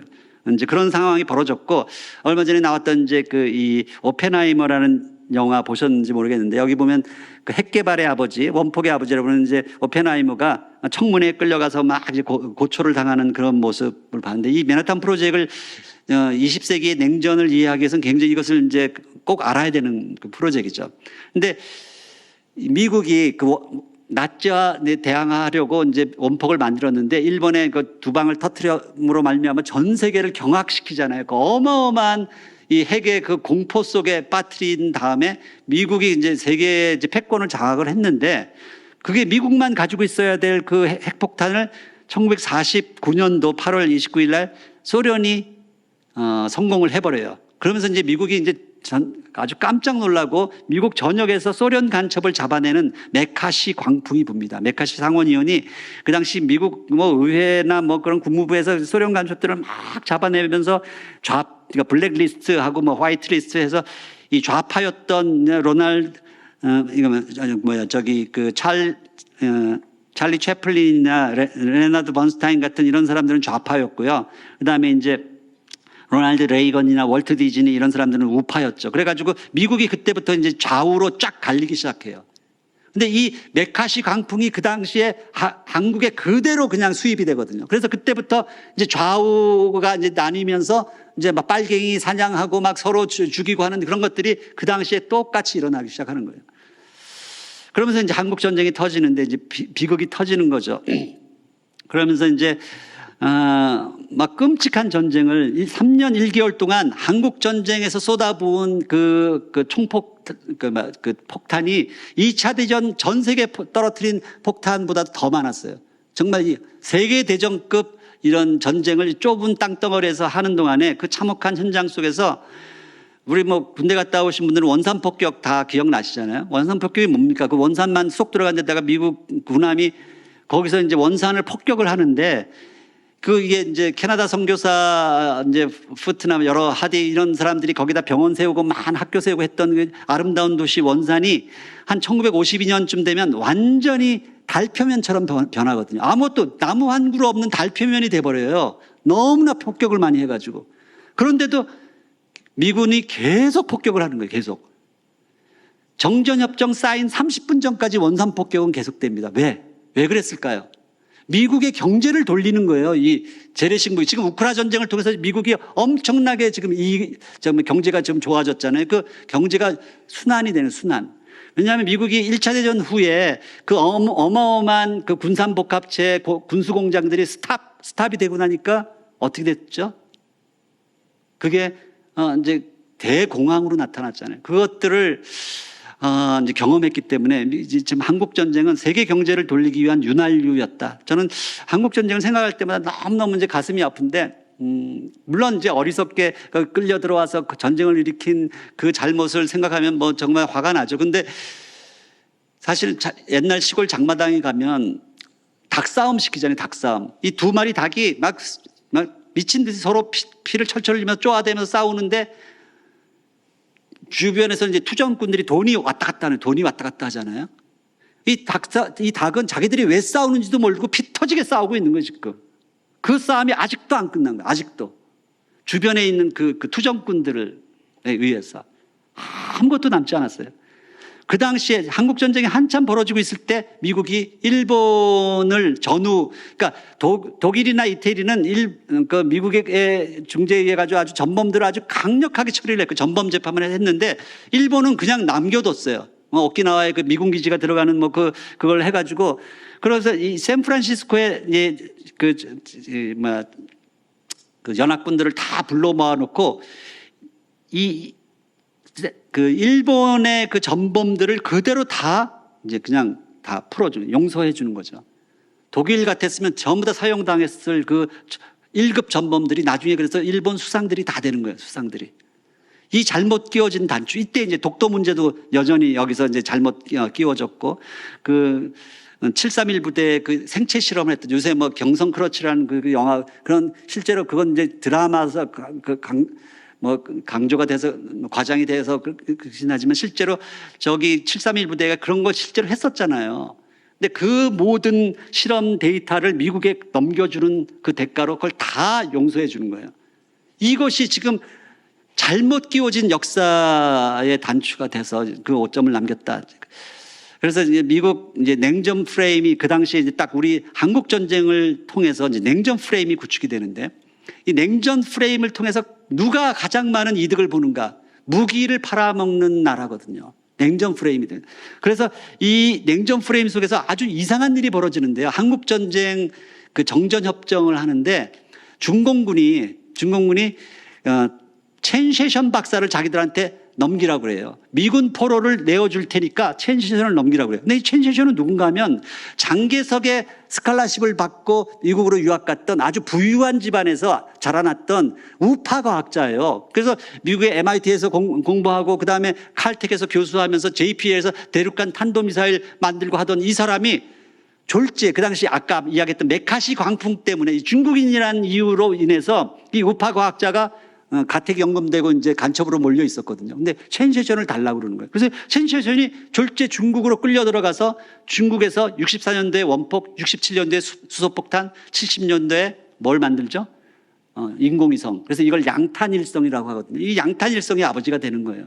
그러니까 중국의 역대 그 주석들은 이 첸셰션이 살아있을 때는 늘 무슨 설날이나 이런 데 가면 첸셰션한테 가서 절을 해요. 오늘날의 중국을 만든 사람이에요. 첸셰션, 이 할아버지. 근데 이제 첸셰션이 이제 끌려 들어갔거든요. 중국에서 유학하고 온 분들도 이런 역사를 거의 몰라요, 사실은. 근데 어쨌든 그때 그래서 이제 70년도에 이제 양탄일성에 성공하니까 어떤 일이 벌어지나 하면요. 닉슨이 이제 탁구 핑퐁 외교를 시작해요. 그래서 이제 그만 핵을 가져버렸기 때문에 이제 그 전까지만 해도 중국은 어떤 나라, 중공이라고 불렀잖아요. 중공은 유엔 제재, 그러니까 핵을 만든다는 이유로 인해서 북한이 당했던 당하고 있는 비슷한 거의 똑같은 제재를 어마어마하게 해서 그 58년도부터 70년까지 그 중공이 그 유엔 제재, 그 당시 소련과 미국과 영국이 이제 핵 보유국이었는데,를 통해 가지고 3,500만 명이 굶어 죽거든요. 그걸 이겨내고 핵을 딱 손에 쥐니까 미국하고 이제 협상 테이블이 딱 마련되고 10년 동안 막 엄청난 이제 밀고 당기는 밀당 끝에 79년도에 미중 수교가 딱 성립하잖아요. 키신저를 보내서 이게 하면서 미중 수교. 그리고 나서 이제 80년대부터 중국이 이제 세계의 시장으로 이제 등장하면서 중국이란 전혀 다른 나라가 나타난 거예요. 그것을 김일성이 그 당시에 옆에서 지켜보고 있었을 거 아닙니까? 그러니까 그래서 79년도 미중 수교하고 나서 김일성 주석도 자기도 북미 수교를 하고 싶어서 사람을 보내가지고 막 굉장히 애를 썼어요. 그때 카터가 있었는데 카터는 마음이 있었거든요. 근데 안타깝게도 카터가 떨어지고 그 매파였던 그 우파 레이건이 딱 등장하면서 전두환하고 이제 딱 맞아 떨어지면서 그 기회를 놓친 거예요. 하여튼 그때부터 이제 북한은 중국이 이 핵을 통해서 세계 역사에 다시 등장하는 걸 보고 기를 쓰고 이제 핵을 만들려고 이제 시작을 했던 거고, 결국은 그 고난의 행군을 거치면서 2017년도에 소위 양탄일성하고 똑같은 거죠. 11월 29일 날 핵무력 완성 선언을 합니다. 그러면서 이제 아주 강하게 강대강 선대선 선언을 하면서 아주 자기들 그 선전 매체에서 막 써놓은 거예요. 지금 그러면서 무슨 이야기를 하냐면 그 당시에 가까운 시일 내에 우리가 핵 잠수함하고 군사 정찰위성을 만들겠다. 이 선언을 해요. 그것이 작년에 다 이제 이루어지는, 작년에 이것들이, 왜냐하면 핵만 가지고 있어도 안 되거든요. 정찰위성을 보고 그것을 모니터링하고 잠수함을 가지고 이것을 그래야지 이제 미국을 위협할 수 있고 다시 한번 미국과의 협상 테이블에 앉으려는 것. 그것이 북한의 이제 전략인 거예요. 그런 상태에서 이제 작년에 이제 정찰위성 발성하고, 그런데 우리나라가 이제 올해 초에 연말부터 한 일주일 동안 육해군 한미 연합훈련을 엄청나게 많이 했어요. 그거는 우리 신문에 잘 보도가 안 돼서 그런데, 그러니까 거기에 대한 대응으로 북한이 미사일을 또 도발을 하잖아요. 그러니까 우리가 이제 9.19 합의, 군사 이제 무력 9.19 합의에 의하면 그런 군사훈련 그런 거 안 하게 돼 있는데, 그걸 막 서로 어겨가면서 하다 보니까 이제 9.19 합의가 이제 완전히 쌍방에서 다 파기가 되는 상황이 벌어졌고, 지금 이제 가장 전쟁 위험성이 높아진 그런 상태가 됐다는 거죠. 정말 이런 거 생각하면 너무너무, 지금 우리가 통일을 위해서 기도하는데 이런 역사적 사실을 정확히 이해하고 기도가 정확하게 들어가야 되거든요. 정말 저는 미국이든 중국이든 다 자기 국가의 이익을 위해서 지금 움직이는 나라들이지, 어떤 동맹의 어떤 그런 데 의지해가지고 우리가 우리 스스로를 지킬 수 없다. 지금 북한이 완전히 화가 날 대로 난 상태에서 지금 그동안 통일에 대해서 우리 민족끼리 하면서 했던 그 모든 것들을 파기하기 시작했어요. 그래가지고 우리 딸이 그 당시 평양 가기 때 늘 시장 보러 갈 때 지나가던 이 조국 통일 3대 현장 기념탑이라고 있었거든요. 그 앞에서 사진 찍은 건데, 이거를 이제 더 이상 너희들하고 마치 북한의 입장은 그거예요. 우리가 계속 이제 주적이야, 국방백서다 주적이라고 다시 집어넣고 이제 군사훈련 계속하고 하니까 결국 북한이 이제 완전히 돌아선, 그러니까 마치 그 별거 상태에 있던 부부라고 우리 생각할 수 있는데, 우리 남북한이 이제 완전히 이제 이혼 도장 찍기 직전까지 간 거예요, 지금. 완전 통일에 대해서 완전 이제 우린 더 이상 너희들하고 이제 대화하지 않겠다. 이제 이런 상태까지. 그걸 생각하면 너무너무 가슴 아파요. 이 기념탑 앞을 지나다니면서 통일을 위해서 그렇게 많이 기도를 했는데, 근데 이제 한편으로 생각하면, 새벽 동이터 오기 전에 가장 짙은 어둠이 몰려오는 그런 시기다. 저는 이제 그렇게 생각하고요. 이 통일이라는 것은 동서독이 그랬듯이 순식간에 우리가 알지 못하는 가운데 이제 다가올 수 있을 것이다, 이렇게 생각을 하고요. 이제 중국이 이제 지금 막 치고 올라오잖아요. 그래서 중국몽하고 미국이 이제 붙었는데, 사실 이게 박근혜 대통령이 2015년도에 9월 3일 날 승전 중국 70주년 기념 군사 퍼레이드에 초청받아가지고 양쪽에 푸틴하고 박근혜 두 사람을 세우고 하던, 그 당시 한중 관계가 너무 좋았던 거거든요. 근데 몇 달 후에 갑자기 이제 사드 배치가 되고 한일 위안부 협정 이런 것들이 개성공단 폐쇄가 이제 갑자기 일어나는데, 이것은 저는 우리 박근혜 대통령의 그 성정으로 이거 스스로 할 수 있는 일이 아니었다고 보는 거예요.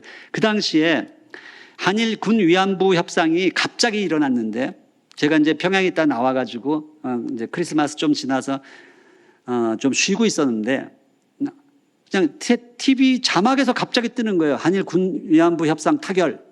그래서 제 아내가 설거지하고 있는데 제가 너무 놀라서 소리를 질렀어요. 여보, 큰일 났어. 우리 이제 다시 또 신냉전이야. 무슨 말인가 하면요. 옛날 한국전쟁 그 무렵에 이 샌프란시스코 시스템을 만들면서 미국이 한미를 똘똘 뭉치게 해가지고 신냉전 구도를 만들었었거든요. 그러니까 그 당시 냉전 구도를, 신냉전이 아니라 냉전 구도를 만들었는데 냉전 구도가 만들어지면 누가 좋은 거죠? 그들. 우리를 둘러싸고 있는 그 아까 이야기한 그 투전꾼들 있잖아요. 미국, 중국, 뭐 러시아, 일본 이들이 좋은 거예요. 근데 그것이 다시 일어나게 된 거예요. 왜 위안부 협상이 중요했냐면 65년도에 그 한일 국교 정상화할 때 뭐 원폭 피해자니 징용이니 모든 걸 다 그 조항에 넣어서 다 이제 한 3억 달러로 퉁쳐버렸는데 그때까지만 해도 위안부 할머니들이 창피하니까 커밍아웃을 안 했어요. 그래서 위안부 문제만 거기에 빠져 있었던 거예요. 그래서 위안부 문제가 유일하게 남아있는 협상 카드였는데 그것이 이제 타결이 된 거죠. 그 바람에 다시 옛날 미국이 원하고 일본이 원하는 한미일 이 삼각 동맹 구조가 되는 순간 다시 우리 한반도는 이제 옛날처럼 이런 냉전 구도로 들어가거든요. 그러면 우리 민족은 너무너무 힘들어지는 거고 이 주변 그들만 좋아지는 거거든요. 그것을 왜냐하면 이것이 왜 그렇게 됐나 하면 이 위안부 협상 타결과 사드 배치와 개성공단 폐쇄 요 세 가지가 3종 세트죠. 이것이 2달 안에 다 이루어졌어요. 2달 안에. 이건 아주 기획된 거죠. 기획. 그래서 결국은 우리가 다시 이제 이런 거에 들어갔고요. 그리고 이제 중국이 이제 페트로달러에 도전하면서 이제 스위프트 시스템에 칩스가 도전하고 있다는 것, 중국의 1대1로 신고가 안전법 이런 것을 지금 미국이 하던 옛날 브레튼 우즈를 지금 흉내내고 중국판 브레튼 우즈를 만들겠다는 거예요. 그래가지고 AIIB, SCO, 브릭스 이런 걸 만들고 있고요. 지금 세계 역사의 구도를 이제 크게 보면요, 옛날에는 미소가 지원 지투라고 이렇게 불렀는데 그게 아니고요. 이제는 미국 혼자서 감당할 수 있는 시대가 아니에요. 그래서 미국을 중심으로 한 자유주의 진영을 통틀어서 그룹화해서 지원이라고 불러야 됩니다. 그리고 중국을 중심으로 한 공산주의 사회주의 시스템, 평등과 분배를 강조하는 이런 이 그룹을 G2라고 부른다면 중간에 캐스팅 보트를 하는 그런 그룹이 G3인데 G3가 이 아랍, 무슬림 56개 무슬림 동맹과 22개 아랍 연맹 그리고 브릭스 이런 것들이 중간에 G3 그룹으로 등장하고 있어요. 근데요, 재밌는 것은 옛날에는 미국 쪽으로 이들이 기울어져 있었거든요. 지원으로. 근데 요즘 들어서 G2로 자꾸 기울어져 가고 있다. 그래서 결국 이 최전선 이제 지원 중심의 파란색, G2 중심의 붉은색 그 전선이 만나는 곳이 우크라하고 팔레스타인 이 전쟁이 터졌다면 이 대만하고 남한 이쪽 동부 전선에서 또 전쟁이 터질 가능성이 굉장히 높아졌다. 이제 그런 가운데 브릭스가 이제 새로운 그 동맹국들을 받아들였는데 6개국을 받아들였다가 아르헨티나가 이제 그러니까 대선을 통해서 이제 이 우파 정부가 들어서면서 브릭스에서 바로 탈락, 이제 자기가 빠져나가요. 그 말은 뭔가 하면 브릭스가 친중 반미 노선이라는 것을 드러내고 있는 증거다. 그건 사우디가 지금 엄청나게 올라가고 지금 사우디가 아주 미국하고 중국 사이에서 아주 교묘하게 지금 그런 이제 그 밀당을 하면서 자기 이익을 취하고 있는데 중국이 숙적 관계였던 이란과 사우디를 화해시키는 일이 벌어지고 사우디하고 이란이 상하이 협력기구에 이제 가입하는 이런 일들이 벌어지게 됩니다. 그러면서 G2와 G3가 만나기 시작했고요. 사우디가 여자가 자동차 운전도 못하던 나라가 이제 막 그 우주인을 여성으로 보내기 시작하고 막 이제 그런 일이 벌어지기 시작하죠. 그러면서 참 최근에 엄청난 게 이게 떴는데 이게 그 모슬렘의 그런 3대 성지 중에 하나 메카의 카바 신전이라고 있습니다. 이 카바 신전에는 그 모슬렘 이외에는 이제 근접도 못하는 곳인데 이들이 유태인과 크리스찬 부부가 이 카바 신전 바로 앞에까지 관광을 하고 있는 이 모습을 외신에다 흘리는 거예요. 무슨 말인가 하면 사우디가 자기들이 변하고 있다는 걸 보여주는 거예요. 사우디가 지금 27년부터 아시안컵, 동계아시안, 세계 엑스포, 사우디 2030 프로젝트, 하계 아시안 게임, 월드컵을 줄줄이 지금 이제 유치하고 있거든요. 이 사우디가 다시 G3가 지금 부상하고 있다. 이 MBS 모하마드 빈 살만의 꿈은 이 모슬렘 왕국을, 우리가 하나님의 나라를 꿈꾸듯이 이들은 킹덤 오브 모슬렘을 지금 꿈꾸고 있는 거예요. 그런 가운데 지금 예루살렘 성전의 황금돔과 알악사 사원에 최근에 이제 이번 그 전쟁을 일으킨 장본인이라고 벤 그비르라는 이 보안성 장관이 원래 이 성전산 위에는 여기가 이제 그 모슬렘 구역이기 때문에 이 유태인들은 뭐 관광으로는 올라갈 수 있지만 이런 정치인들은 못 가거든요. 마치 우리 일본 무슨 장관이 독도에 와가지고 이걸 돌아보고 간 그런 사건이 벌어진 거예요. 그래서 이제 모슬렘들을 완전히 뚜껑을 열리게 했고, 그래서 이번 전쟁에 촉발이 됐다 그런 생각을 하고요. 역사를 보는 관점 중에 이제 우리가 성경에서 보면 요셉의 시대라고 하죠. 요셉의 시대가 뭔가 하면 이제 지원과 유태인들이 쫙 밀착이 돼서 그 총리를 하면서 제국을 경영하잖아요. 제국을 경영하는 그런 시대가 요셉의 시대라면 그것이 어느 정도 일정 시기를 지나고 나면 그 지원이 유태인들을 이제 핍박하기 시작해요. 그러면서 이제 거기서 출애굽이 일어나잖아요. 출애굽. 그러면서 모세의 시대가 등장하는 거죠. 근데 그 역사는 보면은 뭐 이집트에서도 그랬지만 스페인 왕국도 그렇고 뭐 영국 뭐 모든 나라에서 이 요셉의 시대와 모세의 시대가 이제 계속 번갈아 가면서 쌓인 곡선을 거치는데 지금 우리가 미국을 중심으로 한 새로운 이제 그런 모세의 시대가 점점 다가오고 있다 생각을 하고요. 아까 초막절 이야기했지만 초막절 되면 놀랍게도 이 유태인과 크리스천들은 원수지간이거든요. 2000년 동안 원수지간이었는데 이들이 함께 어우러져서 동고개 벽에 몰려있는 이 장면, 정말 이제 계시록에서 예언하고 있는 4대 재앙이 다 지금 이제 다가오고 있고, 스가랴 12장에서 이야기하는 역사의 구심점을 향해서 이 예루살렘이 무거운 돌이 될 때까지 지금 모든 G1, G2, G3가 다 몰려드는 그런 상황을 연출하고 있다. 지금 이 시대는 그래서 지금 우리 동북아를 중심으로 한 여기를 저는 이제 시대의 변곡점이라고 보고 있습니다. 시대의 변곡점은 역사 속에서 계속 변해왔거든요. 한때는 이집트, 한때는 뭐 영국이 되고, 한때는 또 이제 미국이 되고 하는데 지금 이 시대는 시대의 변곡점이 지금 동북아 이 삼성 있는 여기가 시대의 변곡점인데 역사의 변곡점은 항상 고정되어 있습니다. 이것은 예루살렘을 중심으로 한 이 시대의 변곡점과 역사의 변곡점이 큰 벨트를 이루면서 함께 연동돼서 돌아가고 있다. 이걸 이해를 해야 돼요. 그래서 우리 통일 문제도요,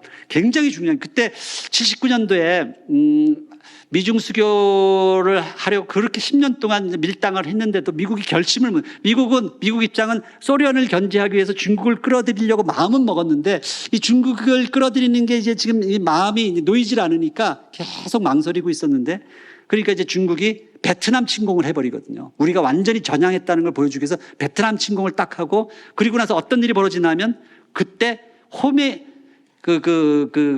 혁명이 일어나요. 팔레비 정권이 무너지면 이란에서 혁명이 일어나요.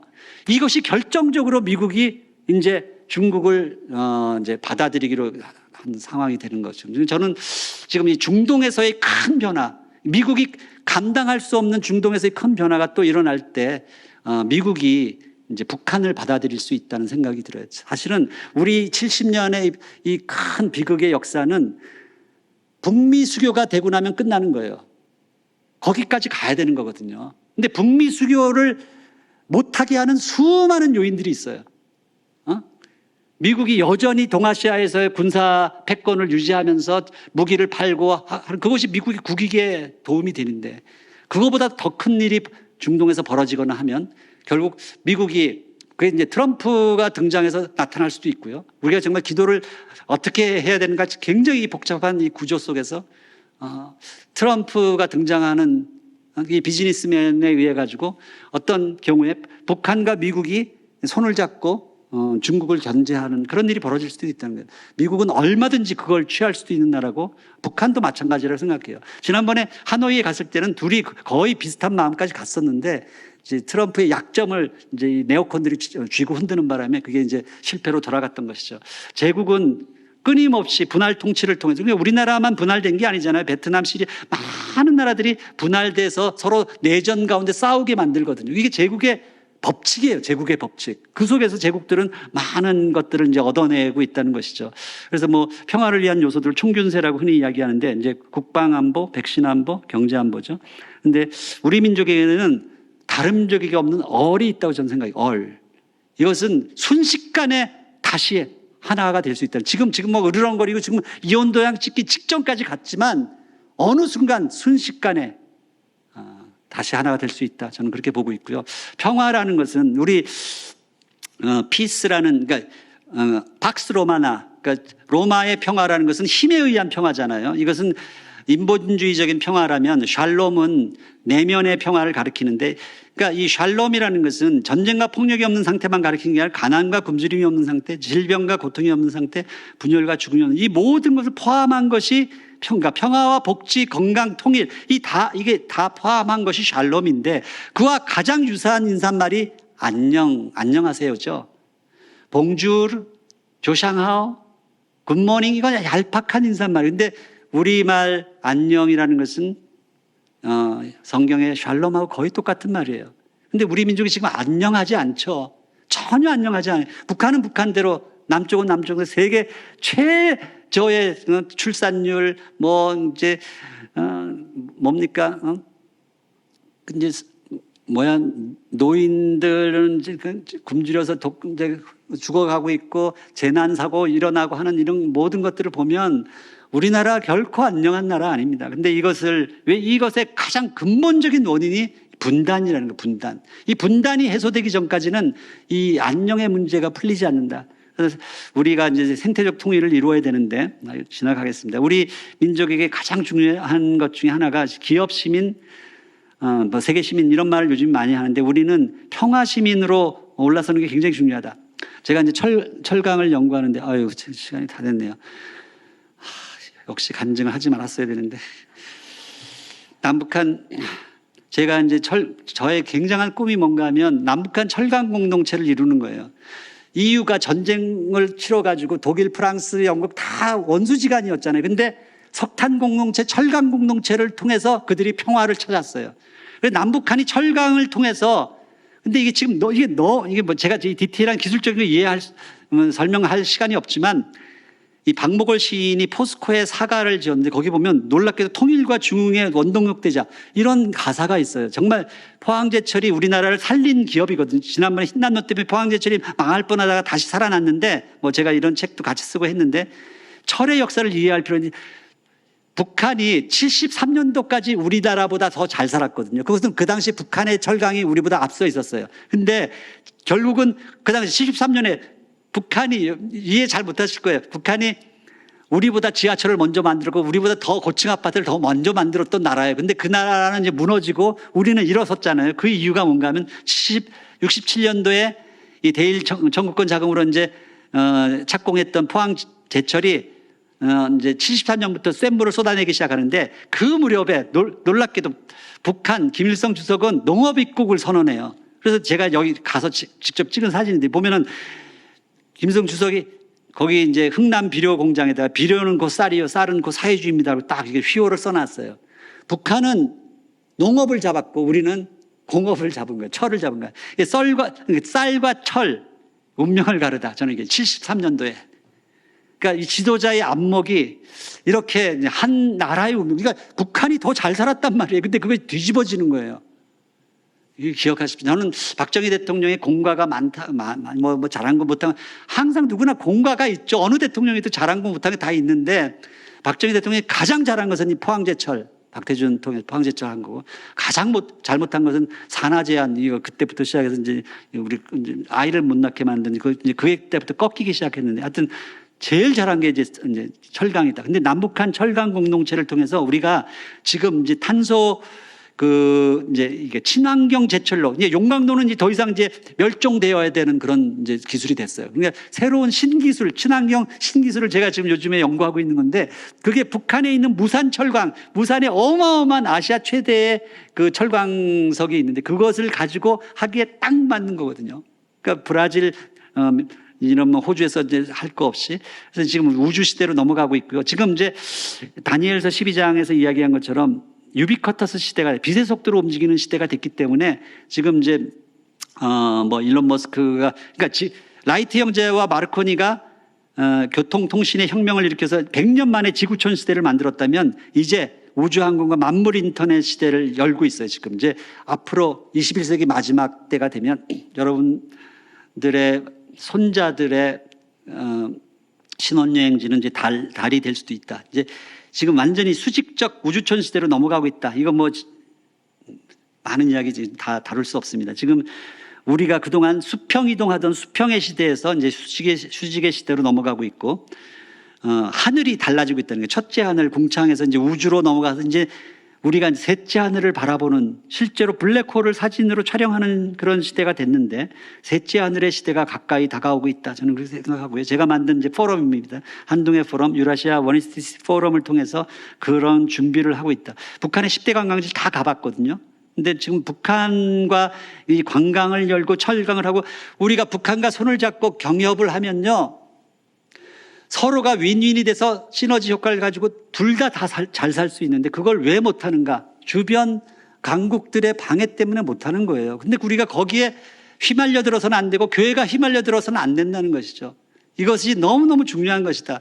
저는 그런 생각을 하고요. 남북한 쌍방향 관광시대를 열어야 되는데 참 꿈 같은 일처럼 보이지만 제가 이런 곳 가는 곳마다 너무너무 기가 막힌, 그러니까 북한은 스위스처럼 관광만 가지고도 먹고 살 수 있는 그런 나라. 근데 여기서 이 두만강 조약을 우리가 맺어서 동북아 이제 시대를 열어야 된다 그렇게 생각하고요. 지금은 20세기가 이념 전쟁이었죠. 막시즘하고 진화론이 부딪히는 이념 전쟁 때문에 그 우리가 희생양이 된 거죠. 희생양이 됐는데 정말 저도 이제 이런 폭력적 공산주의 막시즘 이건 반대하면 독재, 우리가 통일이 됐는데 독재 국가가 된다는 절대로 그건 저는 받아들일 수가 없어요. 그런데 지금 우리 한국처럼 끝없이 양극화되고 부자는 점점 부자가 되고 가난한 자, 이 신자유주의, 이건 진화론, 그러니까 진화론을 자유를 극대화하면 약육강식의 세계가 되는 거예요. 근데 막시즘 평등을 극대화하면 이런 거, 그래서 이 두 가지는 우리가 배제를 한다 하더라도 성경에서 나오는 건전한 사회주의의 건전한 자본주의, 평등과 자유는 성경이 우리에게 동시에 가르치는 거거든요. 성경은 절대로 자유 하나만 가르치거나 평등 하나를 가르치지 않아요. 이 두 개를 묶어놓은 것이 사회복음과 개인복음, 아까 두 기둥이었고 이것이 바로 주빌리, 희년사상이라는 거죠. 그래서 이 역할을 교회가 해야 된다. 왜 이 홍범도 문제가 이렇게 되는가? 사실은 이 전설의 독립군 장군 이동희와 홍범도인데 이것도 이 책에 다 있어요. 사실은 원래는 원수지간이 되었어야 할 사람이에요. 왜냐하면 홍범도가 이동희 수하에 있던 독립군 장군이었는데 나중에 배신하고 나가거든요. 근데 그러니까 이동희 밑에 있는 일리아라는 그 장군이 그래서 이제 홍범도를 암살하려고 하니까 막 이동희가 불같이 화를 내면서 우리 같은 민족이 정말 이 민족의 이런 고난의 역사 속에서 서로 이 홍범도가 그 당시 자기 부하들 살리려고 배신한 거지 자기 스스로 그거 하겠다고 한 거냐 하면서 이제 그를 끌어안거든요. 정말 이런 정신이 필요한 거예요. 배신을 하고 나간 사람조차도 끌어안을 수 있는 이런 지도력이 있어야 되는데 우리에게 그게 없다는 거예요. 우리가 끊임없이 역사 왜곡과 분열의 뿌리가 지금 우리에게 있는데 그게 지금 3종 세트가 뭔가 하면 이 이념과 반공 이데올로기, 기독교의 복음의 분열, 그리고 지방색, 지역 갈등, 이 세 가지가 끊임없이 우리를 괴롭히고 있다는 것이에요. 그래서 그 당시 지금 사실 한국교회가 친일과 독재와 폭력에 영합한 굉장히 많은 일들이 있어요. 보시면 그 당시 그 이승만 대통령이 삼선 개헌 하고 이제 그 4.19 일어나기 직전에 그 대통령 선거하고 할 때 보면은 그 밑에 이제 기독교 중앙회에서 이걸 막 이제 이제 돕고 있는데 그 당시 부통령이었던 리기붕이라고 기억나시죠? 그의 아내가 박마리아였잖아요. 박마리아가 마치 그 당시 최순실처럼 막 그런 어떤 그런 그 국정 개입하고 하던 그런 여자인데 이 박마리아하고 유관순이 둘 다 이화학당 나온 사람이에요. 근데 보세요. 유관순은 손정도의 제자입니다. 근데 박마리아는 누군가 하면 정춘수라고 감리교 감독이 있어요. 이 사람은 33인 중에 한 사람이었는데 나중에 완전 친일파가 돼가지고 청년들을 전쟁터에 몰아내고 막 엄청난 친일 행각을 했던 사람이 정춘수 목사거든요. 정춘수 목사가 키워낸 사람이 박마리아예요. 역사는 거짓말을 하지 않습니다. 그 스승의 그 제자가 나오는 것이에요. 그래서 이 부분을 우리가 정말 가슴에 저는 새겨야 된다 생각을 하고요. 우리가 당연히 복음 통일해야죠. 복음 통일을 그렇게 외치는데 왜 복음 통일이 안 되는가? 왜냐하면 우리의 복음 자체가 지금 분리가 돼 있거든요. 그래서 복음 통일 앞에 앞서서 통일 복음을 만들어야 됩니다. 통일 복음이 되어야지 비로소 복음 통일이 될 수 있다, 저는 생각을 합니다. 우리가 한국 교회가 이 통일에 대해서 굉장히 적대적으로 이렇게 있다가 1987년 6월 항쟁 민주화 후에 그 자기를 각성하죠. 각성하고 88년도에 이제 진보적인 기독교인들 중심으로 해서 민족의 통일과 평화에 대한 한국 기독교의 선언을 합니다. 인터넷 찾아보면 다 나오는 것이에요. 그런데 거기에 반발해서 나온 게 한기총이에요. 근데 한기총이 처음에 시작할 때는 이렇지 않았는데 지금은 거의 이제 극우단체로 전락했. 도대체 우리나라 이 한국 기독교는 어디로 가야 되는가? 우리가 정말 우리가 다시 한번 생각해야 되고, 이 경계를 허무는 것이 통일과 평화의 길이죠. 근데 당을 짓고 경계를 만드는 것이, 편을 가르는 것이, 그것은 항상 폭력과 전쟁을 유발합니다. 근데 한국 교회가, 내 자신이 어느 쪽에 서 있냐는 거죠.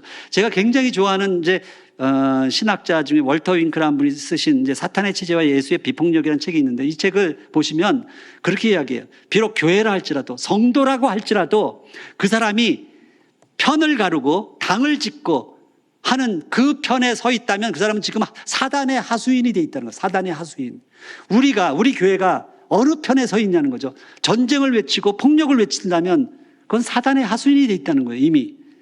그래서 우리 크리스찬은 끊임없이 예수 그리스도의 그 제자로서 화해 통일, 평화 통일을 이루어야 된다. 근데 참 너무너무 안타까운 게 지금 한국 정부는 평화를 지우고 있고 북한 정부는 통일을 지우고 있어요.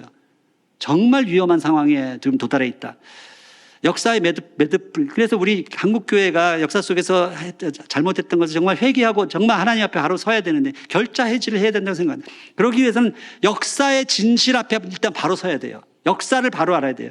하나님과 역사 앞에서 회개를 해야 되고, 그리고 나서 그 수많은 억울함과 원통함을 풀어주고, 그리고 나서 이제 이전 세대의 허물을 그제서야 덮어주는 거예요. 그리고 나서 상대방의 공로를 인정해요. 정말 최소한 이 진보 보수 진영을 놓고 보면, 박정희 아까 포항제철 이야기도 했지만, 보수 진영은 우리가 이만큼 잘 살게 하는데 산업화에 큰 역할을 했잖아요. 그 대신 진보 진영은 우리가 피 흘리면서 민주화를 이루는데 또 역할을 했거든요. 그 식민지였다가 독립된 나라 중에서 민주화와 산업화라는 두 마리 토끼를 잡은 유일한 나라예요, 우리나라가. 근데 진보와 보수 진영이 서로 잘한 게 있단 말이에요. 그러면 서로를 칭찬을 해줘야죠. 하나님의 경륜을 이해해야 됩니다. 우리가 왜 이렇게 이런 역사를 가져왔나. 피해자가 가해자를 용서할 수 있어야 되고요. 그래야지 비로소 젊은 세대들, 다음 세대들이 화합을 할 수 있는데, 우리 기성세대들이 이렇게 싸우고 있으니 젊은 세대들이 똑같이 나눠지는 것이죠. 정말 이 거룩, 너무 중요한 이야기인데, 레위기 19장, 정말 레위기 19장 하나만 봐도 하나님의 성품을 알 수 있어요. 거룩, 카도시라는 단어가 정말 성경책 끼고 아멘 할렐루야 하고 뭐 열심히 기도, 그것도 중요하지만 19장을 보세요. 십계명을 지키는 건 기본이고요. 이삭 죽기, 국률, 가난한 자들에게 헤세드, 품꾼 약자 장애인 억압하는 걸 착취 금지, 공의로운 재판이에요. 공의로운 재판. 우리나라에 지금 공의로운 재판이 있나 보세요. 정의, 이웃을 내 몸같이 사랑하라, 형제 원수를 사랑하라. 이게 다 예수님이 하신 말씀이 아니라 구약에 다 있는 이야기들이거든요. 생명 존중, 생태계를 돌봐라, 음행을 금하라, 점술, 무당을 금하라, 몸을 거룩히 보존하라, 노인과 나그네, 난민을 돌보라. 이게 다 구약 레위기 19장 하나만 읽어봐도 다 이것이 바로 거룩의 의미라는 거예요. 거룩이라는 건 다른 게 아니라 이것을 행하는 게 거룩이라는 것이죠.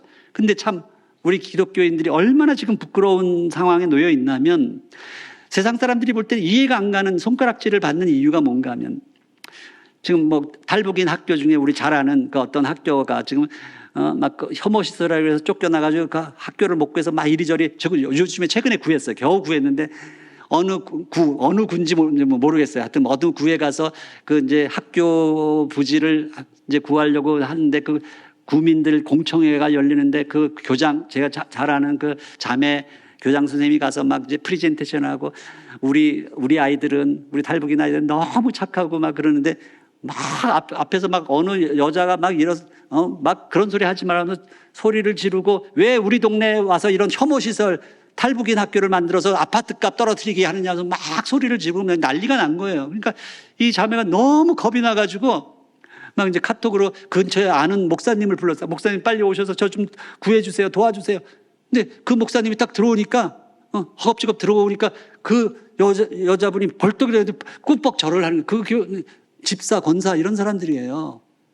자기 아파트 값이 중요하지 이런 긍휼이 없는 긍휼이. 그러면서 예멘 난민 온다고 제일 앞장서서 반대하는 게 교회란 말이에요. 교회. 성경은 너희들도 옛날에 난민이었다. 우리가 한국전쟁 이후에 전 세계에 흩어진 난민이었잖아요. 그들이 우리를 받아주었는데 그걸 너희가 안 받아주면 내가 너희를 또다시 난민으로 만들겠다. 우리 미사일 한 방 터지면 우리 또다시 시리아처럼 난민 되는 거거든요.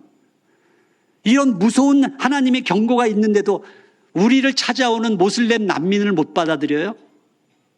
그들을 선교할 수 있는 그 좋은 기회를 내쫓으려고. 그게 다 기독교인들이 앞장서서 하는 이야기예요. 우리가 통일에 제가 이제 삼자연대 화살 비전이라고, 그러니까 남쪽은 활대, 북쪽은 화살, 디아스포라가 활시를 당기는 이 꿈을 가지고 30년을 달려왔습니다. 낭만주의자 이야기를 좀 하고 이제 마치려고 하는데요. 미스터 선샤인이라는 그 이제 김태리하고 이 두 남녀가 이제 서로 사랑하잖아요. 근데 이 김태리라고 해서 알콩달콩 연애하면서 낭만을 커피 마시고 이렇게 지내고 싶은 마음이 없었겠어요. 나라를 잃었기 때문에 김태리가 이야기하죠. 내 낭만은 오직 내가 들고 있는 이 독일제 총구 안에 있어이다 하면서 나는 뜨겁게 불타오르다가 그렇게 사라지는 그런 불꽃처럼 살겠다고 그 선택을 하는 거예요. 지금도 마찬가지입니다. 지금 역사 전쟁 지금 한쪽에서 진보 중에서는 100년 전쟁이라는 다큐 만들고 이쪽에서는 건국전이라는 다큐 만들어서 막 싸우고 있는데 역사 전쟁이죠. 근데 자기 전 재산을 다 팔아서 독립운동하러 뛰쳐나갔던 이회영 같은 사람이 있는가 하면 원래는 독립협회의 위원장이었고 독립문을 만들 때 그 휘호를 썼던 이완용, 명필이잖아요. 명필. 독립협회장이었던 이완용은 결국 매국노가 되죠. 무슨 차이입니까? 이런 돈 계산하고 자기 돈 계산하는 사람들은요 절대로 독립운동할 수 없어요. 사실 독립운동하러 떠났던 사람들은 전부 다 낭만주의자들입니다. 낭만주의자. 낭만주의자가 어떤 사람인가 하면요 가장 소중한 가치, 우리 크리스찬들에게는 하나님 나라의 가치예요. 가장 소중한 가치를 위해서 덜 소중한 가치들을 과감히 버릴 수 있는 그 용기를 가진 사람들, 그 사람들이 낭만주의자인 것입니다. 이 역사 전쟁이 계속되고 있다. 우리 평양가기대 학생들, 여학생 인터뷰 이건 정말 3분짜리인데 그냥 생략해야겠습니다. 너무 지나가서 이건 다음에 하고요. 제가 제일 존경하는 이 책에 나오는 인물 중에 한 분인데 윤동주의 외삼촌 규암 김야견 선생이 그 돌아가실 때 제자들이 둘러서서 선생님 유언을 남겨주십시오 했더니 이 유언을 남기고 돌아가셨어요. 내가 어떻게 살아왔는지 너희가 다 보지 않았느냐. 근데 또 무슨 유언을 남겨달란 말이냐 하시면서 나의 행동이 나의 유언이다 이 말씀하셨어요. 이 시대에 정말 우리가 평화 통일을 진정 원한다면 값을 치러야 됩니다. 이 시대 여러분이 치러야 할 값이 무엇인지 제가 우리 지금 포항공대에서 키우고 있는 4명의 제자, 통일 일꾼들이 다른 거 포기하고 정말 낭만주의자들이죠. 이들이 지금 그걸 하고 있고 지금 이 책을 이제 출판사를 이들에게 맡겨가지고 지금 이들을 키우려고 하는 것이기 때문에 그런 의미를 담아서라도 이 책을 많이 구입해 주시고요. 제가 이제 그냥 기도 대신에 제가 쓴 시 하나 낭독하고 마무리하도록 하겠습니다. 결례라는 시입니다. 결례. 한 결례로 태어났다는 것. 그 의미는 무엇일까? 내 아버지의 아버지가 당신 아버지의 어머니 먼 친척벌이 된다는 것인가? 우리의 노란 얼굴색이 납작한 콧잔등이 서로 닮았다는 뜻인가? 우리 아이들의 엉덩이 반점이 결례를 말해주는가? 결례는 그런 뜻이 아니다. 억울한 헤어짐으로 가슴에 아파할 때, 재회의 통곡을 보며 함께 부둥켜 눈물을 흘릴 때, 구수한 된장국으로 주름진 미소가 마주볼 때, 놀이패 어울림의 장단으로 어깨춤이 두둥실 절로 날 때, 꼴 하나의 통쾌함으로 반도 산천이 메아리 칠 때, 하나가 되고픈 간절함으로 숨죽여 흐느껴 기도할 때 우리는 결례가 된다. 감사합니다.